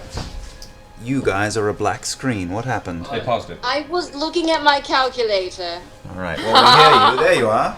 Abacus. So dark sometimes, Vexalia. I swear. You said it was 20,000 minus the platinum and the dragon scales. 22,000. Oh, yes, we still have enough, so, All right. So a deal? Deal. Deal. My God, all of our money's gone. Snaps his fingers. Shirley comes and presents all the items that she had currently in the little stowaway bin off to the side of the desk. Brings them out to the rest of you, places it on the counter. Gilmore immediately snaps his fingers and a contract shows up. He writes up the numbers of exchanged, making note of his business, passes it out. Please sign here. Anyone who represents you in your fine Vox Machina, sign here and present the money. I guess I'll do that. You can do that. Vexalia, he hands you a quill. Takes your coin, slides you, and you now have this entire batch of magical items. It's pretty for cool. you guys to distribute as you see fit. Yes! And New armor! from that point, Make sure we get some of those things. an absolute pleasure doing business with all of you. Absolutely. Thank you, Gilmore. Thank you. So, really though, will this transfer to that? I have no idea. Oh, I was wanting to ask you, Gilmore. Have you considered maybe doing like potion making workshops? I'll put some thought to that. Okay. Let me know. All right. I feel Nevertheless- very uncomfortable and I leave. I go outside to hang out with Trinket. Okay. As Gilmore takes the change behind the counter, as well, I've got a bit more business to do here. Vax, I greatly appreciate spending the afternoon with you. Where are you staying? I take him by the hand, do one of these clasps, and say, well, we live here now, we're residents. I haven't had time to tell you. We have a keep, our own keep. You should come visit. It's on the outskirts of town, it's called Grey Skull Keep, and you're welcome anytime. Day or night. Good to know. Good to know. All right. To business I go. I bid you all a fine farewell. I do. Bye, Gilmore. He goes back through his his beaded exit to the back room and leave you to the rest of you. At which point Shirley kind of goes, I'll get back to work. And then she goes back up, kind of leaving you guys alone in the main chamber as a couple other customers come in and start walking around. She needs her job. I think we'll call that for the adventure for the evening. Thanks for watching us shop. Thanks Yeah. for watching your shop. Money's gone. All the money's gone. We spent it, guys. Well, we have 25 waiting for us in Crackhammer. It's true, you didn't open the line of credits. So. We didn't open. We're not in debt. Yeah. At least we're not in debt. The world like is we went to full of school. money, Vexalia. We got more money. Wait, who had dibs on what? I wanted the Taking the paper. dexterity boost, and I was thinking about the mithril. And I want the leather armor, and he wants the cape. Yeah. And I wanted. Here's the cloak. I can't use the sword, right? The sword? Hey, yeah. Crossband sword? No, Frostbite? cleric can't use sword. You check in your class. You might have access to it. It says, I can check here for you real fast. It used to be. It used to be just blunt weapons for cleric, isn't it? Yeah, that's the older version. Okay. They've changed a few things. Let me double check. Too off camera. Cleric has access to. So then the critical roll all opening simple weapons is accurate. So it may not. Thank you. Short sword is a martial weapon, so you cannot use that, unfortunately. Okay. Displacements. Manual quick action. Oh, that's man. right. We have that pearl. Donations Oh, tonight, and the guys. belt. That's great. Nice. I'm glad you guys enjoyed watching our Me and Travis are gonna cut out. All right, Lauren Travis are taking off, guys. Bye, guys. Have fun in Florida. We were so glad to have you, sister. I'm so glad to be here. Oh, wait, what con are you guys at? What? What con are you guys at? We're at MetroCon down in Tampa. MetroCon in Tampa. So if you guys want to go see Vex and Grog in person and you're in the Florida, Tampa area, go to MetroCon this weekend and say hi. MetroCon. Guys, see how tired we are tomorrow. Yes, indeed. Worth it. Thank you, guys. Have fun. Bye, guys. And thanks again for the chat that bought us dinner tonight. That was amazing and delicious. Thank you so much, guys. Yeah. You're amazing every week. So we have. I'm gonna have another plate. All when we right. leave. So we're gonna get to donations Let's get here. through these. Yeah. All right. So thank you guys again so much for once again. Those who are just tuning in, this was the recovery episode of a long 12-week battle through the Underdark. This was an interesting one to come back to. I hope you enjoyed it. All right, so first donation. Doc Hearn. Doc Hearn donated $50 to 826LA. I love the show and the cast so much. I'm happy to help out the charity. That's amazing. Thank you so much. Bob the Ninja Goldfish donated $20 to 826. I subbed at the very beginning of the stream and then left immediately as I'm only on episode 6 of the archives. I look forward to perhaps hearing a response to this in about 2 weeks when I catch up. Great stream, game players, and DM, and the great cause. Thank you so much, Bob the Ninja Goldfish. Woohoo! We'll hear that 2 weeks from now. 2 weeks from now. Gorgeous donated $30. All my love hearts. That's amazing. Automedon donated $25 to 826LA. Thanks for sharing your game and your Thursdays with us. Hashtag critters. Thank you. That's amazing. Critters. Corthane donated $5. I posted earlier about my wife's breast cancer surgery. Oh, wow. And how your show has helped us get through this hard time. Her surgery went great, and she's on the road to recovery. That's wonderful. Good to hear. Great. Thanks for sharing yourselves with all of us. It means more than you'll ever know. So thank you so much for your donation, and congratulations, and speedy recovery. Seriously, guys, it's amazing. All right, got Black Ichigo, 19, donated $20. Thanks for this amazing show. You guys are awesome. I don't know whom I enjoy most. Although I'm German, I have to play my video games with English audio now. Yeah, you do. Represent. Cheers. Thank you so much. We have Caravel Design. Oh, Caravel, what's up? Donated $100 to the charity tonight for 826. Thank you so much. It's amazing. Happy to help support your wonderful crew's work and passion. So worth the 3+ hours of live entertaining story making each week. It's a treasure. Thank you so much. Thank you. G1 Big Daddy Hef donated $50 this week. Just a few days ago, got my Critical Role t-shirt in the mail. Woo! Yeah. This is now officially my first new piece of form-fitting wardrobe after losing 100 pounds. That's awesome. Congrats, dude. Yeah. I lost almost that much back in early 2000s. It's a difficult but a very big feat, so congrats, man. As always, another donation for a fantastic cause. Less than 3. Thank you. Next up, we got Genie. Genie2343 donated $60. It's awesome. Love the show as usual. Thank you so much. The Infragable donated $25 to 826. Critical Role is consistently amazing. This Saturday, I'm taking my own adventure as my first 5th edition adventure, so I'm very excited about that. Yay. Finally finished with the Critical Role song parodies, which I hope you liked. Vox Machina. Thank you again. Those songs are awesome. Those are rad. Vastly appreciated, and good luck on your campaign. That's great. Captain Nimoy, our awesome artist friend over in the UK. Critical Role is literally my favorite thing ever. I've sent you guys drawings every week, and your support is so overwhelmingly awesome. Thank you all so much. P.S. Matt, you're an inspiring best DM. Oh, We love your love drawings. your artwork so much. Art is so fun. Yeah, we're in the process of trying to compile all the artwork we've got into like a slideshow for like a mid-game break, as well as I've already written it up, guys. I've already written it up.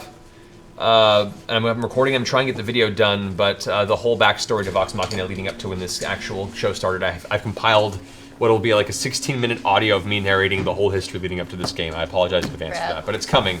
It's coming when I find time soon. Yeah, sorry you've had to watch our backstories repeatedly. We're trying to fix that. More varying things to come. Lixis, awesome, donated $50. Awesome, absolutely awesome. So excited to finally find a live stream that is worth watching. Reminds me of why I used to love playing D&D. Time to get back into it. Don't ever stop. Thank you so much, Lixis. That's great. Thank you. That's awesome. Arandario donated $10. Thank you so much. What can I say that we have not already said many times over? Thanks for being such an important part of so many lives, ours, and all the people at A26LA helps through this. Critters, less than 3, still keen on that silver butt print. Oh, great. Oh. Yeah, buddy. Not gonna happen. Yep, it's happening. Xander Invictus donated $20. Awesome. Thank you so much, Xander. Good to see you again. Relaxing with my usual Thursday event. Thanks for rekindling my love for D&D and games in general. Less than 3. Thank you, Xander. Oh my god. What? I'm reading this Belt of Dwarven Kind more. Oh yeah. Yeah. Hang on, I just got to read, this is important. In addition, while attuned to the belt, you have a 50% chance each day at dawn of growing a full beard if you're capable of growing one. What? Whoa! Or a visibly thicker beard if you already have one. Yep. This Belt of the best Dwarven belt of all Kind time. makes you grow a dwarf beard? Yeah, that wasn't mentioned in the transaction. That's a rat queen's rad. beard. Yes, it is. Yep, it's a rat queen. So it is. Boom. So look forward to that. All right, guys. TF Diggs donated $20. That's awesome. The more I watch Critical Role, the more it makes me want to jump into my own game, and I'm developing a character extensively for when that own game. Been talking with a longtime DM friend of mine to get one going, and I'm developing a character extensively for when that day comes. Thank you for stirring the creativity.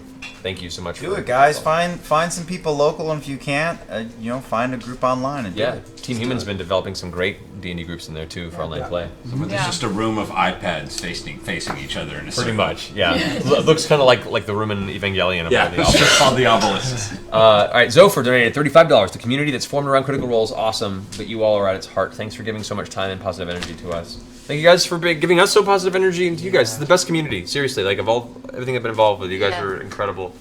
We're so happy. Incredible. So happy that this has happened. Yeah. Kurt Cole donated $100. That's awesome. Thank you so much, Kurt. And hashtag Matt Mercer Hype. Woo! Hashtag what? Matt Mercer Hype. Absolutely. Almost Heaven donated $30. Awesome. Thank you so much. You all make the characters so real. I find myself thinking and talking about them all week while waiting for the next episode. Happy to help encourage creativity and youth via 826LA. That's so sweet. Thank you. Incidentally, we've had Matt Mercer hype for 3 years. It's true. It's too much hype.